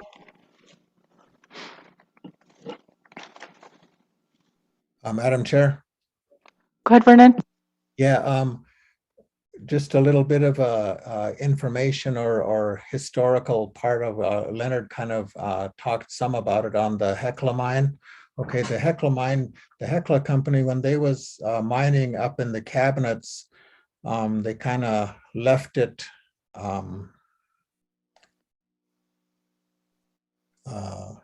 what do they call it? The bad actor. There was a bad actor law that if a mining company comes in and makes a mess and then tries to leave without cleaning it up, Montana had a law in place that where the reclamation costs could come from that, and then that company would be forbidden from any further mining activities in the state.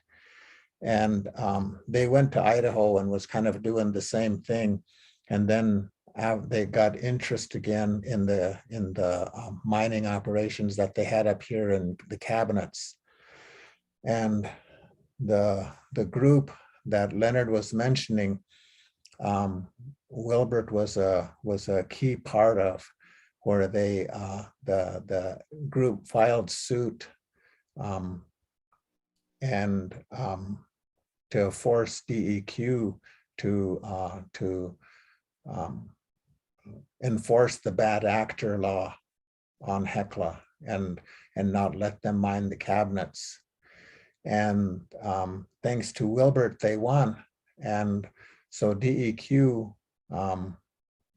joined and was going to stop the Hecla company from from reopening their mining operations in the cabinets. Well, that's a pretty important cultural area to Kootenays. And so that was why Wilbert was so heavily involved in it. Then the governor of Montana, Gianforte, talked to his attorney general and the DEQ and withdrew the state's objection to they kind of forced DEQ to not enforce the bad actor thing. Those were the most recent things. And so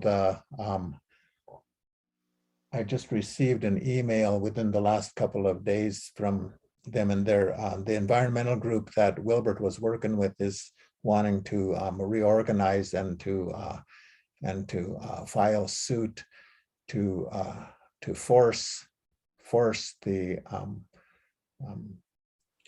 them to enforce the law, the bad actor law. So that's kind of where it's at right now. And so it's kind of important. And then Wilbert isn't here, and he was such a key player. They was asking if the Kootenai Culture Committee would also join them in their part, because Wilbert and a couple of others were not as representatives of the tribe. They was representatives of themselves when they joined it in. So that's kind of what's coming down the pipe right now is, and I kind of wanted to get some feedback from the council. I know the relationship, or I don't know what kind of relationship you guys have established with the governor and the DEQ, so I don't know how that would play out. But as far as the Kootenai culture goes, we would have to, opinion-wise, would have to stand with the organization that wants to prevent Hecla from reopening the mines and the cabinets. So I'm starting to remember this now, since you said Wilbert was involved. Was that with Steve Moore and the Echo Hawk from NARF? Were they players in that? I'm not sure. I think it was the Earth Justice Group, wasn't it, Leonard? Yeah, Vernon, it was Earth Justice. I have one of the gentleman's card with me. I'll have to dig it out and I'll get it to you, Vernon. Okay. Yeah, I really think we need to, have a orientation on this and, see that film. And I'm pretty sure Velda was involved with that, so I'll reach out to her as well and try to get briefed on that. And then, we can make a plan of what to do next. So I appreciate that. Thank you. Mhm.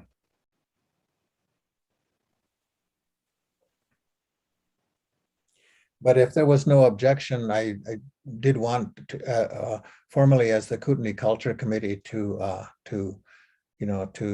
join with them in expressing an opposition to reopening the mines in the cabinets.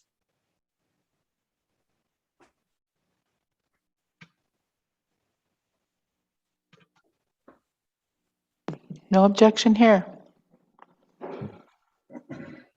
Is there somebody? Oh, I thought Nita had something. No.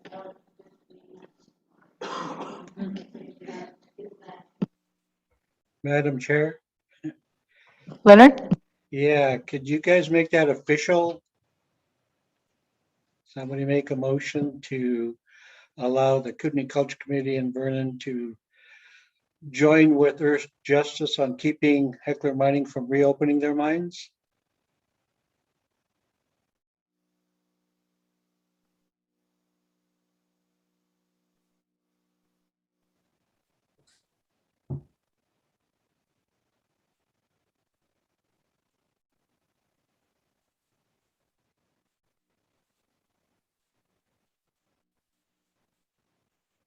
So what we'll do is we'll get a briefing from legal, I guess, and then take action at our next meeting. Okay. And any information you can send us as well would be good. Thank you, Madam Chair. Would that be discussions with Ryan, do you think, or should I just send it to Rhonda? I would send it to both of them. Okay, yeah, I'll forward the email that I received from Earth Justice. Okay. All right. Is there someone that wants to close us out with a prayer?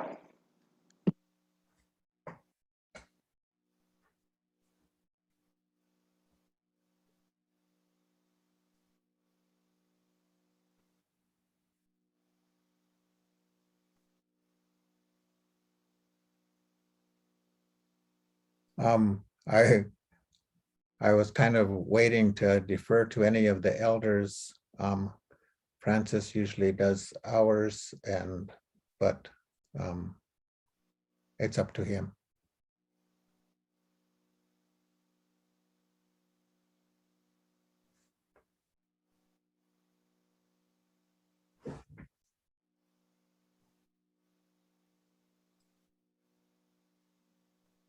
Pisu Pukit, Kapiniskit. Sukni kin sa kiklamti kisni kinin kitlat smaknik. Kin sa samunasham. Ninik ka kapsin. In walik takel nupika. Ninik ka kapsin. Is ninik ka nupika. Kapit hawat skinny kapsins. Niki in wisiar. Niki in kikom. Tachtin basta takanak khmasha nupik anintik na kakina amak. Si katin yukaka ke. Kakan kan kiniyasa.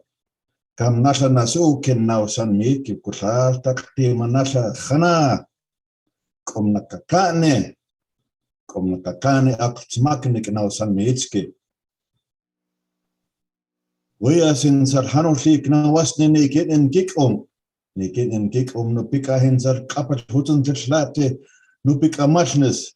Ya kanashit wiki ki ak smaknik nas hak kapskinas amaks. Sar kapat suknin mucho kapsin nausan mitki. Hey, tajas.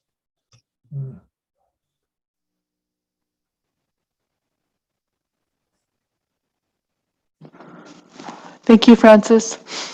And thank you, everyone, for this good conversation today. I have a couple pages of notes to follow up on with all the issues and items. So thank you, and we'll be in touch with some of these things that need immediate action. So thank you, everyone, and we look forward to the next meeting. So thank you. Thank you, Council. Oh, it's a kokne. So we'll take a quick break before the Tribal Health Committee.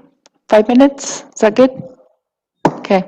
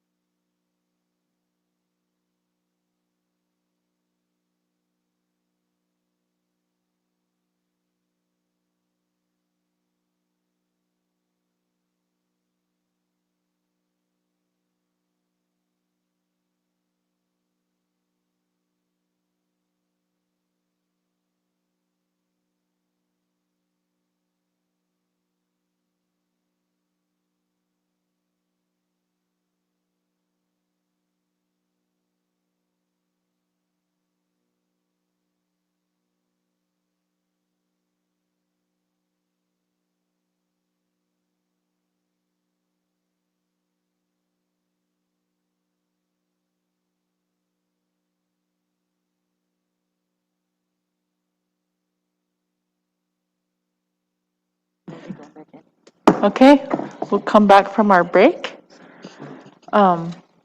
Next up, we have Jonathan Owens with our Tribal Health Committee.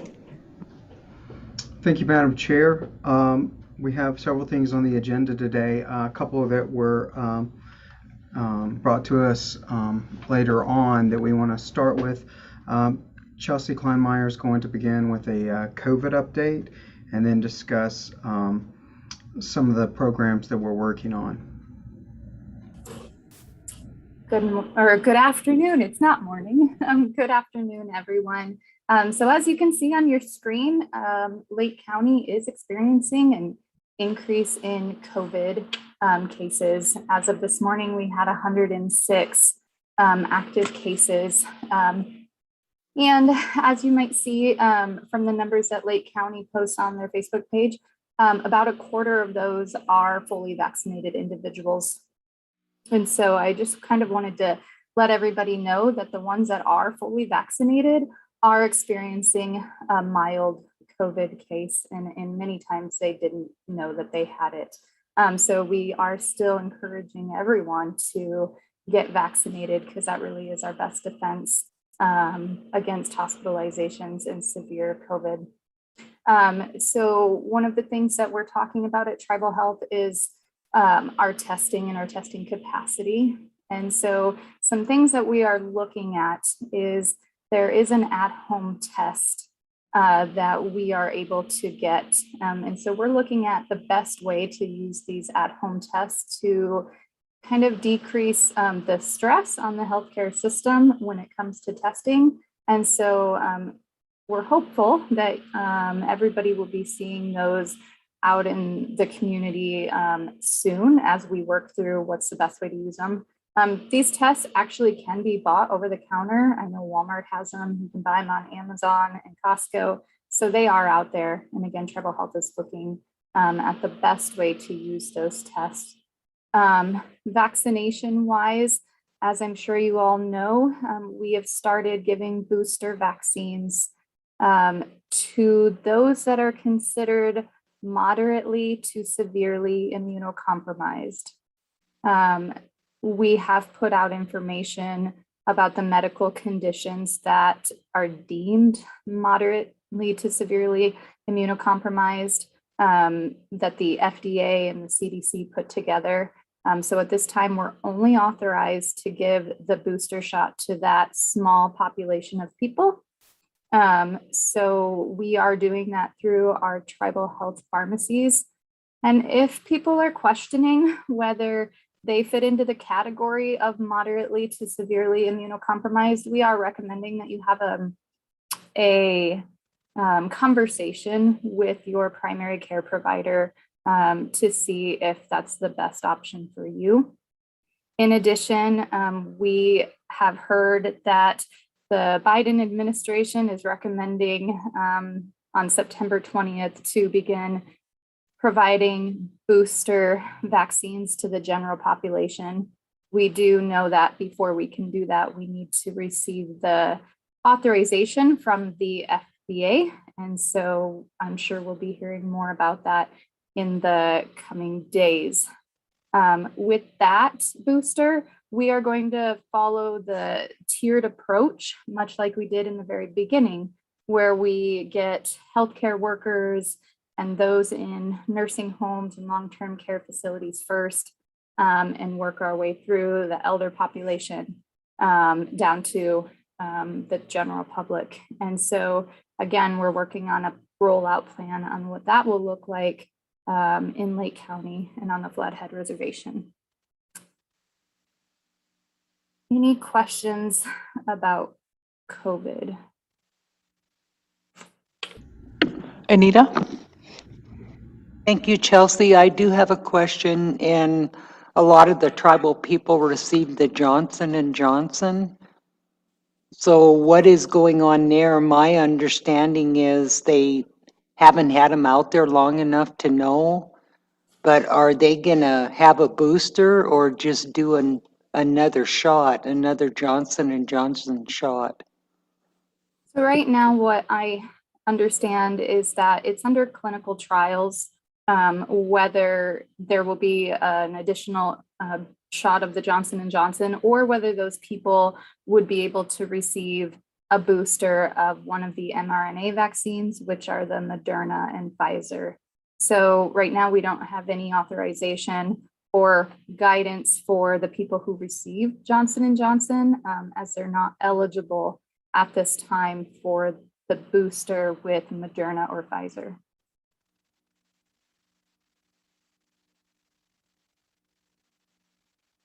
Bing?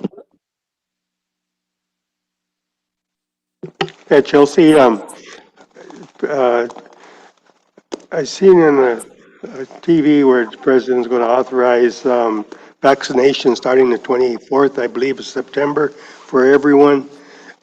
Is that true? It's going to be with tribal health?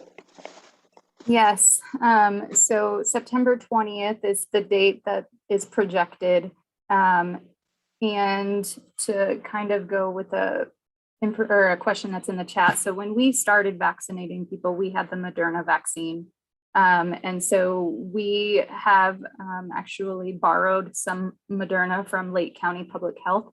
And so we have both of those on hand. So we will start on September 20th. We'll go through our list and target those people who got the vaccine first. Because the recommendation is that the general public will need a booster 8 months after their second dose. And so we have a list of everyone that we've vaccinated. We will go through and target those people and get them in for the booster if they choose at the 8-month or approximately the 8-month mark. So again, you'll likely be seeing Tribal Health holding some larger vaccine clinics in our Lee, and also either in Polson or at SKC. We're working out the logistics of that.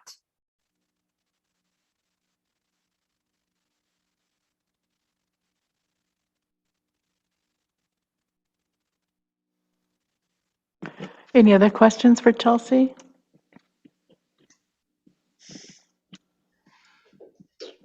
Charmel? Thank you, Madam Chair. Yeah, I guess I'm just curious, Chelsea, if the breakthroughs are still within the range of the original efficacy on the studies on the vaccinations. Yes, they are what we're experiencing here. And just, want to remind everyone that when we started vaccinating, the point of the vaccine was to reduce and prevent hospitalization and severe disease. And so we have been seeing, although we have those breakthroughs, it was expected. And in most cases in Lake County, the vaccine has prevented people from getting very sick or having to be hospitalized. Great, thank you very much. Thank you, Chelsea. You're welcome. Oh, Anita has something? Just real quickly, I thought on the news this morning it was talking about the Missoula Hospital already being full. Yeah, I just looked up a little bit of information about that as well. So Providence Hospital is reporting being full, and there's a variety of reasons for that they're reporting on for that. One, of course, Delta, there's a surge in Delta cases, and so that's causing hospitalizations.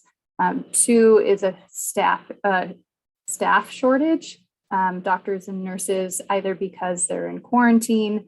The article that I read mentioned COVID burnout among staff. And so I think there's a variety of reasons. It's not necessarily that all of the patients hospitalized are COVID patients, but it is important to note that it is full. They aren't accepting transfers at this time because of those reasons of staff shortage and not having the room or the beds available.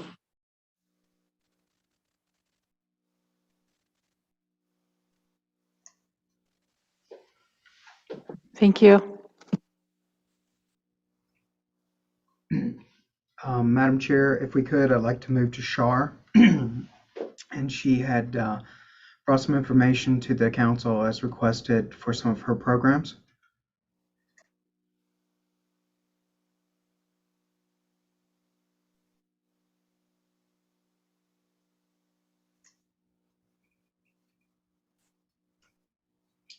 Shar, you I'm here. okay? Go ahead, Shar. Good afternoon, Madam Chair and Council. I was requested to provide some information about the patient travel for emergency medical for elders and minors. And I have prepared the document that was sent earlier. Let me see here. There it is. Can everybody see that? Can everybody see the document on my screen? Yes. Okay. I just wanted to say that our tribal health patient travel assists all tribal health recipients with their emergency medical needs, and that our program doesn't cover 100% of the costs of the travel. Reason being, we have low mileage rates that are rates that we originally decided to follow the state Medicaid rates, which they don't cover the full mileage or the meals. What else? Then there is the eligibility for the program to even utilize the system, which registered tribal health has to be THPC eligible to use the program. And it's for members that are in ICU, the NICU, PEDS ICU. We don't have in our policy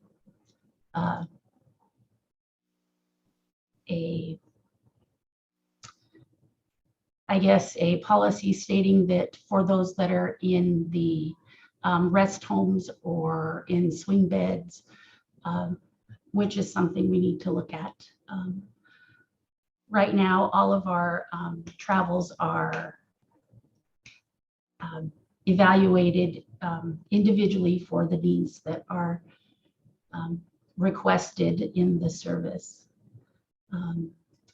Currently, we do have the mileage rate set at 33 cents a mile for a round trip from their home to the treatment facility. And then we have meals set at $16.50 per day for a patient and one escort. If the patient is inpatient, then the escort is the only one that's receiving a meal allowance. Our lodging is one room with 2 beds.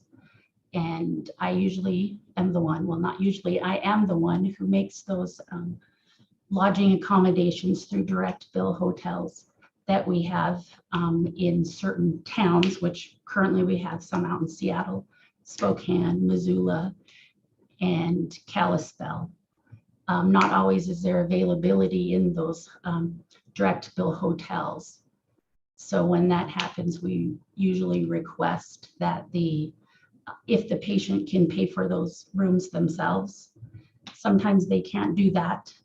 So we are trying to find ways to do that, either through other family members that can provide that assistance to them, and then we reimburse them for finding a room on their own at $100 per night. Let's see here. Carol has a question. Yes. Are we waiting till they get through the policy, or can we ask questions as we go? You can ask questions as you go. That's fine. The question I have, Madam Chair, is that the price, I mean, the amount of money that we're allowing, it doesn't seem like, with the cost of inflation and everything, that it's enough, and I would like to figure out a way that we can assess those figures. I mean, like, when I came back from Billings, I know the room was $499 in Bozeman. And I know that's probably summer months, and I know there's a hotel in Missoula that charges $199 for weekends, so I know it's a little more expensive. So I would hope that we would try to figure out how we can, if there's an adjustment needed for those figures of $100 and the meal tickets also, because the price is going up. Thank you.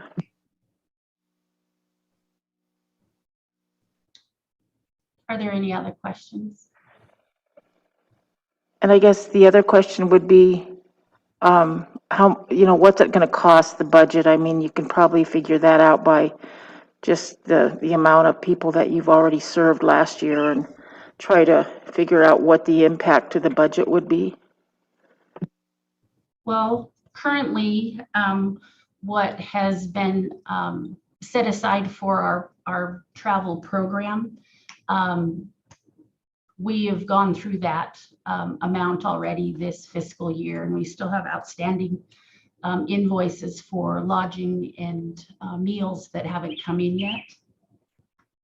So I don't know what it would take for us to cover more allowances for mileage, meals, and even additional lodging for those families that are requesting more than the policy 1 room with 2 beds. It could possibly double, but maybe not double, but at least half of what we have now additional, I guess, 50% more. I'm not sure. But let's see. The services that we've provided so far for this fiscal year to our elders and our children, we've served 118 elders with medical, and I have it broke down here. Fuel, we've spent $12,367. For meals, $5,755, and lodging $26,725.89. Like I said, that lodging costs and meals are going to be higher since we have not received all of the invoices yet to this point. And I'm sure between now and the end of the fiscal year, there will be additional travelers for emergency medical or just to specialty appointments that they need to get to.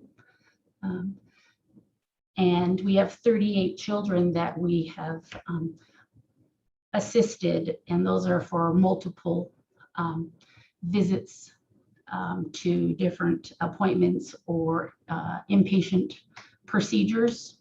And we've provided their families with $9,236 in fuel, meals $3,103, and lodging $4,144. The meals and the lodging would be a lot higher, but we do ask the families to apply to the Ronald McDonald House to see if they're eligible to stay there, and they usually can get food and then they're lodging for free, which helps us out on our end, but it sometimes doesn't cover everything that the family needs, as in privacy or additional money for their meals. To date, our travel program has assisted 263 recipients. That is consisting of all the ages. And we've spent $35,040 in fuel, meaning either by check or by fuel vouchers, and meals for those that have traveled, $16,495, and lodging $45,427. So far, just in traveling with fuel, meals, and lodging, we've already spent $96,962. Here, let's see, in our budget, we'll just go down to the budget area. This is what was earmarked for us to spend. It didn't mean that we had to stay there, but that's what was allowed for the patient travel program. Anything over that, they continue to cover. But that amount was to cover our MOU costs for DHRD Transit to transport people, our other tribal participants to their medical appointments through Missoula County, Sanders County, Flathead County, to those areas that they can easily get to. And that amount comes out of our budget's 24,000 right off the top of it. We also have to purchase our own snow tires because GSA only allows all-season tire for X amount of miles. But with our weather conditions here, our drivers, I have 3 drivers, and they require studded snow tires for having to transport patients. I do have 3 drivers, Charlie Morjo, Jim Molitaire, and Sophia Woodcock. To date, they all 3 have traveled 79,476 miles, taking patients to dialysis, their cancer appointments, for lung, heart, and other specialty appointments. And those snow tires come in really handy when they're traveling so many miles in snow months. So that gets expensive. And currently, right now, as of today, I have spent over the 170,000 by about $12,000 for extra costs, not extra costs, but just those meals, lodging, and fuel assistance. Does anybody have any questions? That's what I got so far. Does anybody have any questions about any of that? Anita? So I leaned over and asked Charmel, but who prepares the budget? I mean, are you coming to us saying this is what I spent? Do we need to look at this and say that it's not going to work, or to add more to it, or change some of the policies? That budget amount that I was given was just an account number by previous department head, and they just come in and said, this is what's earmarked for your program to spend. They didn't say that it was, that I couldn't go over it, or that it would be decreased if we didn't use that much of the budget. It was just an amount that was set to operate under. And like I said, we are spending over that amount. So it would be, I guess, a good idea to maybe increase that amount. Char, do you go over that every year? I didn't last year, and the year before that. This year it's been a lot higher, just with all of the medical appointments that are coming up. And people are having to travel farther for longer periods of time. So I haven't gone over that amount until this year. Okay. Jonathan, can you tell me what, where these funds, are they paid care or? From what I understand, go ahead. Jonathan, can I tell you, it's out of our 4217 account. I'm not exactly sure what that account label is. Yeah, it's the regular tribal health department budget for medical. It's got 4.6 million in it annually. I think we can increase that. I think in terms of my hopes as the department head was to look at maybe, as discussed a little earlier by one of the people on the council, that some of those dollar amounts are a little low in terms of inflation. And also I was hoping if it's possible to have some discussion on opening up the program a little more in terms of special situations with children and elders that would give Shar a little more leeway in terms of providing care that coming directly from council, of course.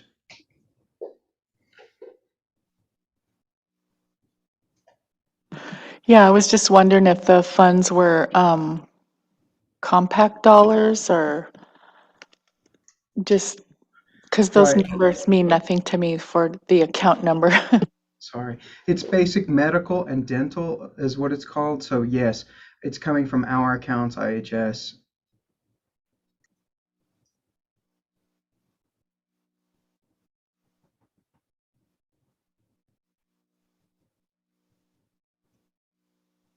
So the things that we don't cover, like in the first one, issues that need a policy waiver, do you get a lot of requests for those waivers? These are, I listed these three categories on here because those are the things that mostly come up that I'm having to call you on for a waiver, which those 7 are the main issue that our travelers are facing, that I can't make that decision. It has to be a policy waiver. I can't do that on my own at this time. And like just the amounts of the assistance they are having a hard time, with their travel to budget what they do have for the amount of days that they're out there in travel. And we also, like, there's the assistance that's requested beyond medical. That is a human resource need where family are wanting to travel to come home, that they don't live on the reservation. They want to come home for their family members that are on hospice or that are in palliative care and inpatient. They're wanting to travel home for funerals and to visit sick family members, or non-members wanting to go visit their family members that either are here on the reservation or in other communities throughout the state or other states, if that's as far as they've traveled for their care. And so we wanted to bring this update to you, and we will get with Rick and we will look at internally budgeting for these type things. But I was trying to respond to, sorry, Ms. Langford. Oh, no, okay. I was responding to an earlier request regarding, those questions we had at a prior meeting. And I wanted to give you guys an update in terms of how we're looking at policy. We know we can't affect the waivers, but we do feel like we might have some room in terms of adjusting for inflation. Carol? Yeah, Madam Chair, I would like to see us turn those over to Shar and Jonathan to deal with, because just recently 2 issues came up and they were able to handle those. And I thought that's the appropriate place. It shouldn't be, coming from, they go through and they check to see, what has been given in the past. I think they go through that whole process. And so I would like to have, rather than the chairwoman authorize those, give it back to the departments and let them decide, because they speak to the people. I mean, usually when I get a call, I'll have them call Shar, because she's the one that deals with the issue. So it's helpful that way. Yeah, if you guys could bring back some recommendations for policy changes and, assistance amounts, I think that would be helpful for us. Does anybody have any other, things that are outside these that they've thought of? Carol? The number one, outside of the CHISDA, I would like us to make sure that we stay within those 4 counties, because it does extend to Missoula County and Flathead County. And so, bulk of our tribal members do live there. So it does cover those, but anything outside of that, I think is going a little bit too far. And I think you're gonna have to staff up Shar, because you know, that's getting to be a lot. It already is a lot of work, I'm sure. And she's working on weekends, nights, middle of the night. So thank you, Shar and Jonathan. Yes, we really appreciate you being on call 24/7. I know I've had to call you at odd hours and weekends and all that, and you're so responsive. I really appreciate that. And I know the membership does too. So thank you. Ellie? Thanks, Madam Chair. That's just the one thing that I wanted to comment to commend Shar for the work that she does. Every single time that I've had to call Shar, she responds to the people I need her to call immediately. And so I just really appreciate that. And you've been super helpful. So thank you for the work that you're doing. Thank you. Anita? So I'd like to thank Shar and the Tribal Health Department as well. But one of the things that I ran into yesterday was an individual messaged me and did not leave contact. Well, I got a hold of Donna and said, well, if Shar can't help, can DHRD? And she said, yeah, it may be dire need. Well, then I asked her to call Shar, and Shar didn't have contact information. So I felt really bad because, you know, we had no way to get a hold of the individual, and it was on a medical emergency up at Kalispell. So I'm wondering, Shar, if there's some kind of paper or something that they fill out. Is that how you do it, Shar? Is make them do a paper or ask them to, so you have that information? 99% of the requests are verbal, and I have a internal form that I fill out and collect information from. And I use the tribal health software, the database, to find contact information. The gentleman that we were talking about yesterday, the number that he had in his tribal health file wasn't up to date. It was a disconnected number. So I was unable to find a working number for that person. But no, they don't fill out any forms. I do ask them to provide information to the program for services, and that information, we ask for the date, time, and length of the appointment, the location of the appointment, and a contact number so we can verify those appointments. We ask for the provider that they're going to be seeing, and if it's a specialty appointment, for the referring providers, make sure that if tribal health is paying for any part of that appointment, that they've followed the correct referral procedure for the appointments. And we also ask them for the reason for the appointment.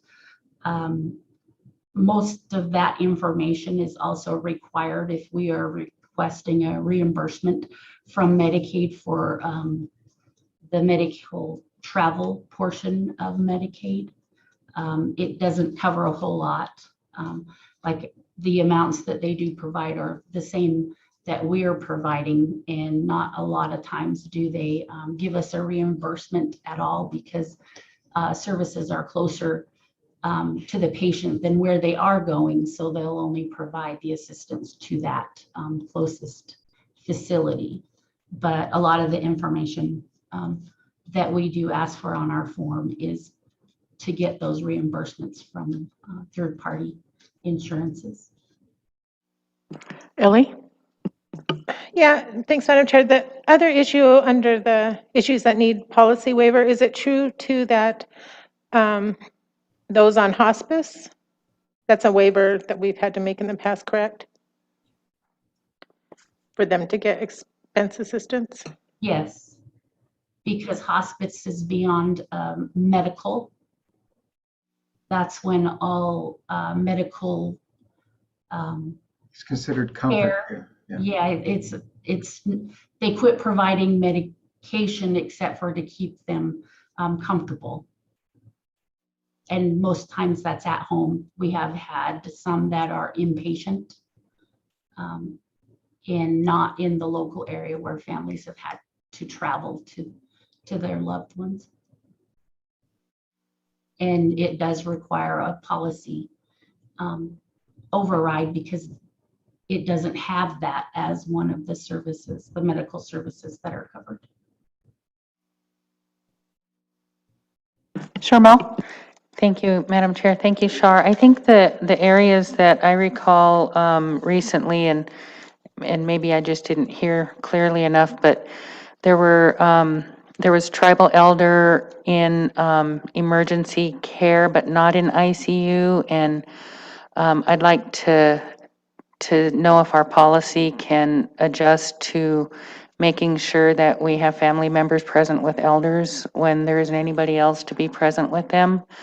I don't know to what degree of medical care we can consider that, but if you guys can put your heads together on that. And then the other one was the direct observation units that they're using that aren't necessarily ICU. I don't know if those are included, but I know that level of care is present at the, I think in Providence at St. Pat's. Thank you.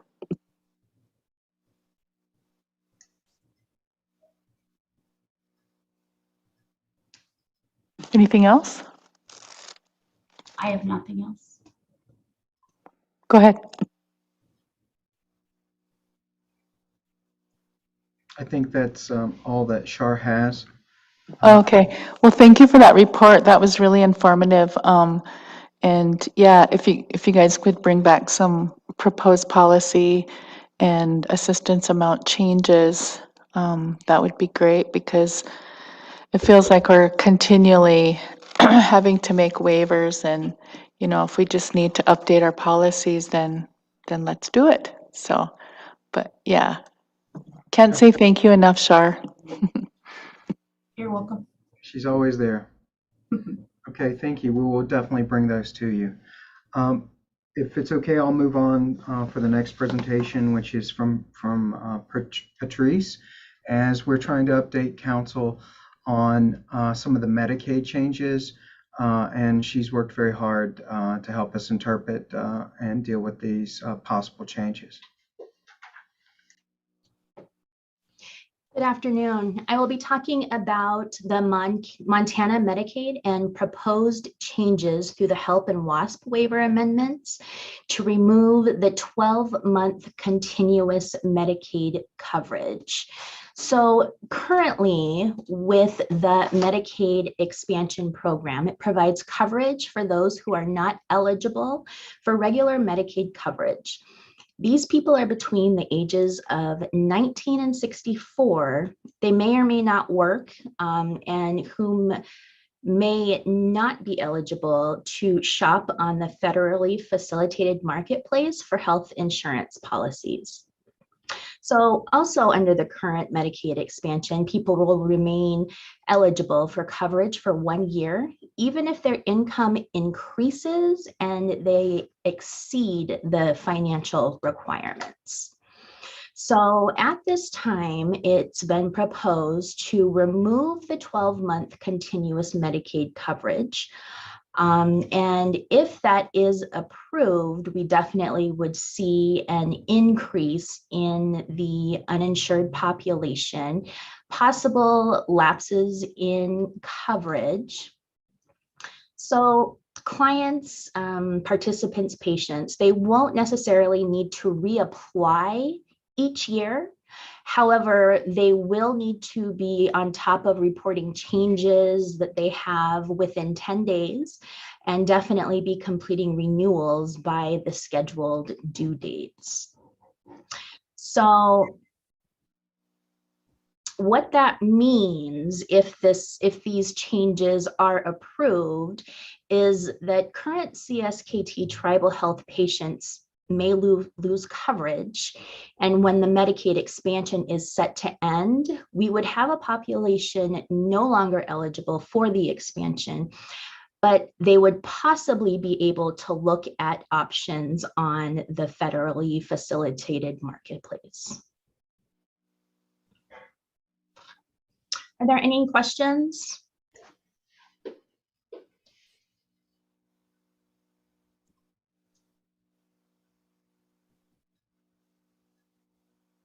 And we will be available, and of course, for those calls and talking about some of those changes and the problems we see therein with the state.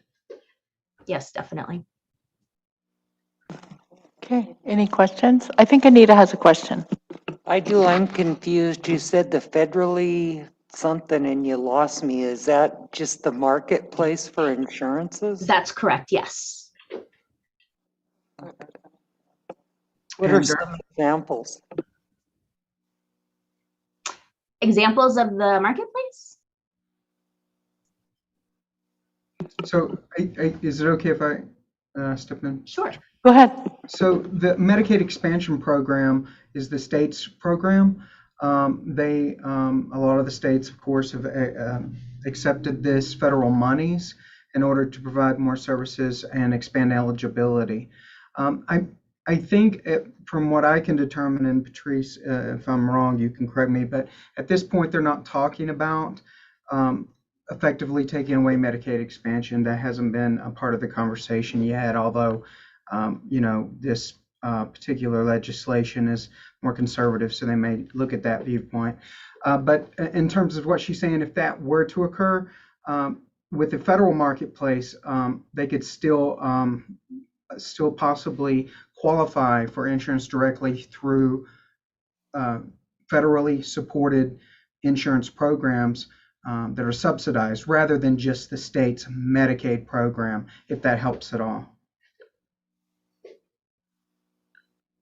Thank you. Thank you. If it's okay, then I'll move on to the initial one I'd like to discuss. And I'd like to share with the council the meeting we had concerning the roundtable and what we kind of got from that, as well as we conducted an assessment of health services with focus groups and with individuals. We paid to have that done. It was about 100 pages, so we could get more information from the community on the needs that they see and the things they'd like to see from us. In some ways, it was encouraging because it's a lot of the things that we're working on and that we're focusing on making major changes. To give you an example, one of the requests related to that, first, of course, would be they all see a great need for the inpatient addiction services within a continuum of care. In other words, a facility here that can provide those inpatient services as well as possibility of detox services, but also in that broad range of continuum where we can do outpatient during the day, possibly provide daycare for those who need that service but can't leave their children, etc. As I had showed you before in the ASAM that goes from 0.5 to 3.7.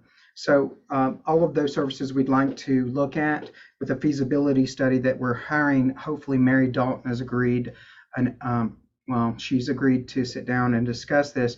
And the reason why that's exciting, Mary Dalton was very high up in the state and recently retired in Medicaid. And one of her passions and one of the goals she has or had as she was leaving was trying to help the tribes develop these programs. So she knows the ins and outs and all the abilities that we might be able, in terms of revenue sources and things of that nature from the state to build and maintain.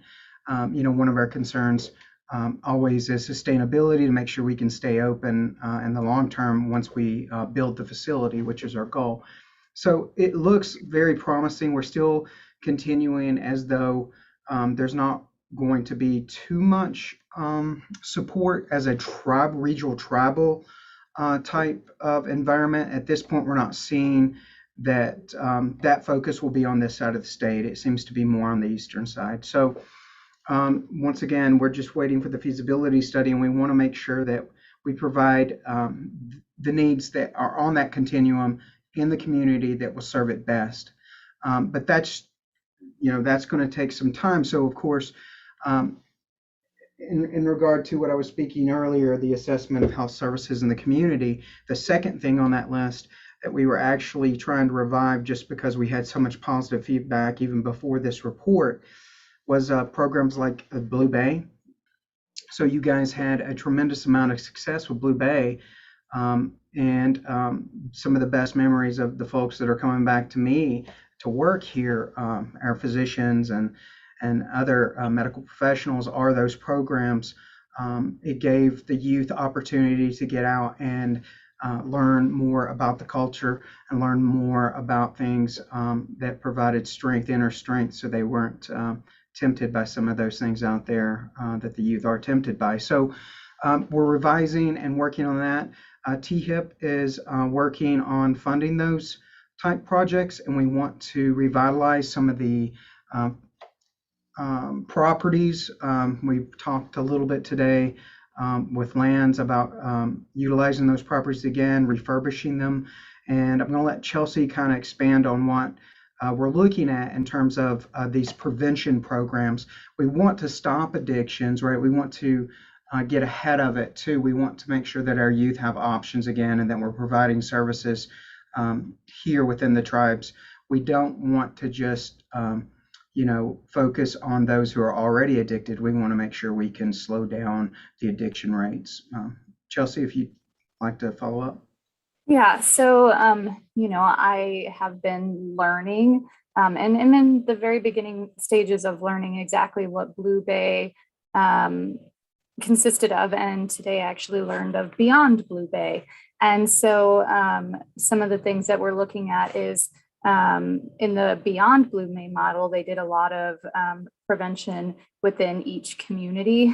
And so looking at putting prevention teams back into each community across the reservation as something that we can do somewhat immediately, and looking at, the different best practices and like Jonathan said, the addiction prevention, particularly with the youth, and then really getting an understanding of what made the Blue Bay model so successful. So there's a few people at Tribal Health that are arranging conversations with those people that were very involved in Blue Bay, so we can learn more. I know there were some actual articles written in journals, and so getting our hands on that to really see, but also to talk to the community and understand what it was that made it successful.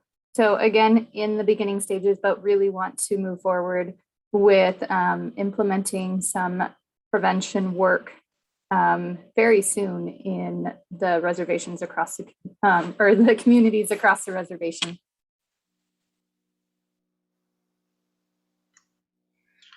So that's some of our focus, of things we feel like we can more immediately, of course, provide an impact in the community related to that. And then there's other programs as well we're looking at bringing back, as well as new programs. So we're trying to approach it from a whole health standpoint. Obviously, the number one focus is the inpatient care, and we're working towards that as quickly as possible, hoping to get that feasibility study in very quickly, and then determine, what our opportunities are in order to build the facility as quickly as possible, as well as the outpatient services that would be available there. So we can give you that update probably in a couple more months. It shouldn't take more than 60 more days on that. So I'm hoping in October to give you that feasibility study and update you on what our plans are to proceed. So there's an internal restructure as well going on. We're trying to have a more collaborative care model to make sure that we can provide these services, especially dealing with addictions and mental health. We are splitting, or actually adding the other division that's funded, grant funded, for 8 more CHRs that are dedicated to crisis intervention for mental health and addictions. They're within the communities, and Dr. Fox is working with guided care to set that up. So our current CHRs are overloaded with their current duties. We want a more crisis-based team that can be introduced to help. We also are looking at implementing a 24-hour crisis hotline for addiction. So those folks that sometimes when they reach the point where they're ready for that help and maybe would be looking for inpatient or outpatient services or just some type of counseling, that they don't get lost in the system, that there's a 24-hour crisis hotline available immediately. If they can't get a hold of their counselor, they'll call that number, and we'll track immediately and make sure that those people have services available 24/7. So I'm looking at working with a vendor on that. That's a travel vendor to do training and possibly expand that very quickly. That's a concern of ours. So these are just some of the things we've done in the past 30 days. We're aggressively pursuing with the monies we currently have available. We still haven't seen IHS's model.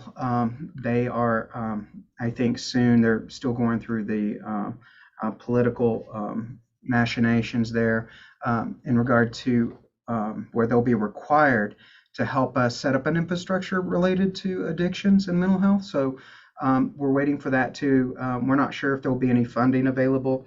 We're also looking at the HEART initiative, which we don't see a tremendous amount of money initially from that. I think overall there's around $26 million in the project. The HEART program is healing and ending addiction through recovery and treatment through the state. It's a demonstration waiver application that's been submitted. And what's interesting about that particular program, especially to Dr. Fox, is the opportunity to help those that have been incarcerated and then been released. It provides specific funding for 30 days for everyone that leaves incarceration to have mental health coverage through Medicaid so they can receive counseling and adjust to the outside world. There's also a component in there that is very useful. It basically provides tenancy support. That's the word they use, but it's housing support. And it's not directly to housing. It's more geared towards those ancillary services that housing would need. And I'm sure you guys certainly know, the council certainly knows about that with the project that you have in Ronan. There's a lot of ancillary services that need funding. It looks like right now for sure about $60,000 a year could provide services for that even particular model. So we're going to look at that once we find more information, and of course if the waiver is approved. And so we're going to be dealing with the state on that on August 26th. So that's some of the stuff that's occurring. There's a lot going on right now. So because of that, our restructure, we are setting up our system so we can manage all of our grants, and that we're making sure that there's continuity there and that there's some synergy, that each program we will all review together and see how to complement the program as a whole rather than these silos where people are doing different things. And that's great, but we want to make sure that we're using our funds wisely and we're moving towards a common goal of eradication of addiction.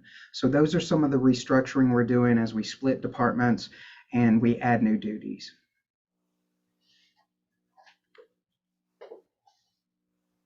Very good, thank you. Exciting work going on down there. Thank you. Jonathan, did you say that you had a 100-page report? Was that the roundtable or the focus groups? No, the roundtable was productive, but it was limited in terms of the input. But what we did as a Reason to Live Native, we asked them to produce a document by going and having interviews and small group sessions with folks within the tribal community. And the report came back, and essentially we asked them to tell us what they want, what they dislike about our department, or where they see services lacking. So we wanted all that information so we could appropriately respond and try to meet their needs. So, we were seeking information so that we could improve. Sharmel? Thank you, Madam Chair. I just want to say that this is some of the best news I've heard in a long time. So thank you all for all of that just thoughtful, preparation and the things that you've just spoke about are really exciting and encouraging, so thank you so much. I will pass that along. Thank you.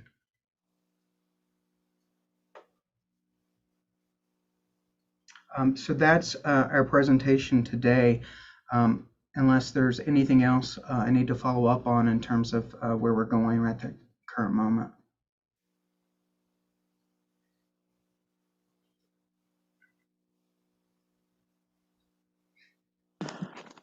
Jonathan, I'm wondering if maybe we can talk offline about the request from Jim Taylor? Yes. Okay.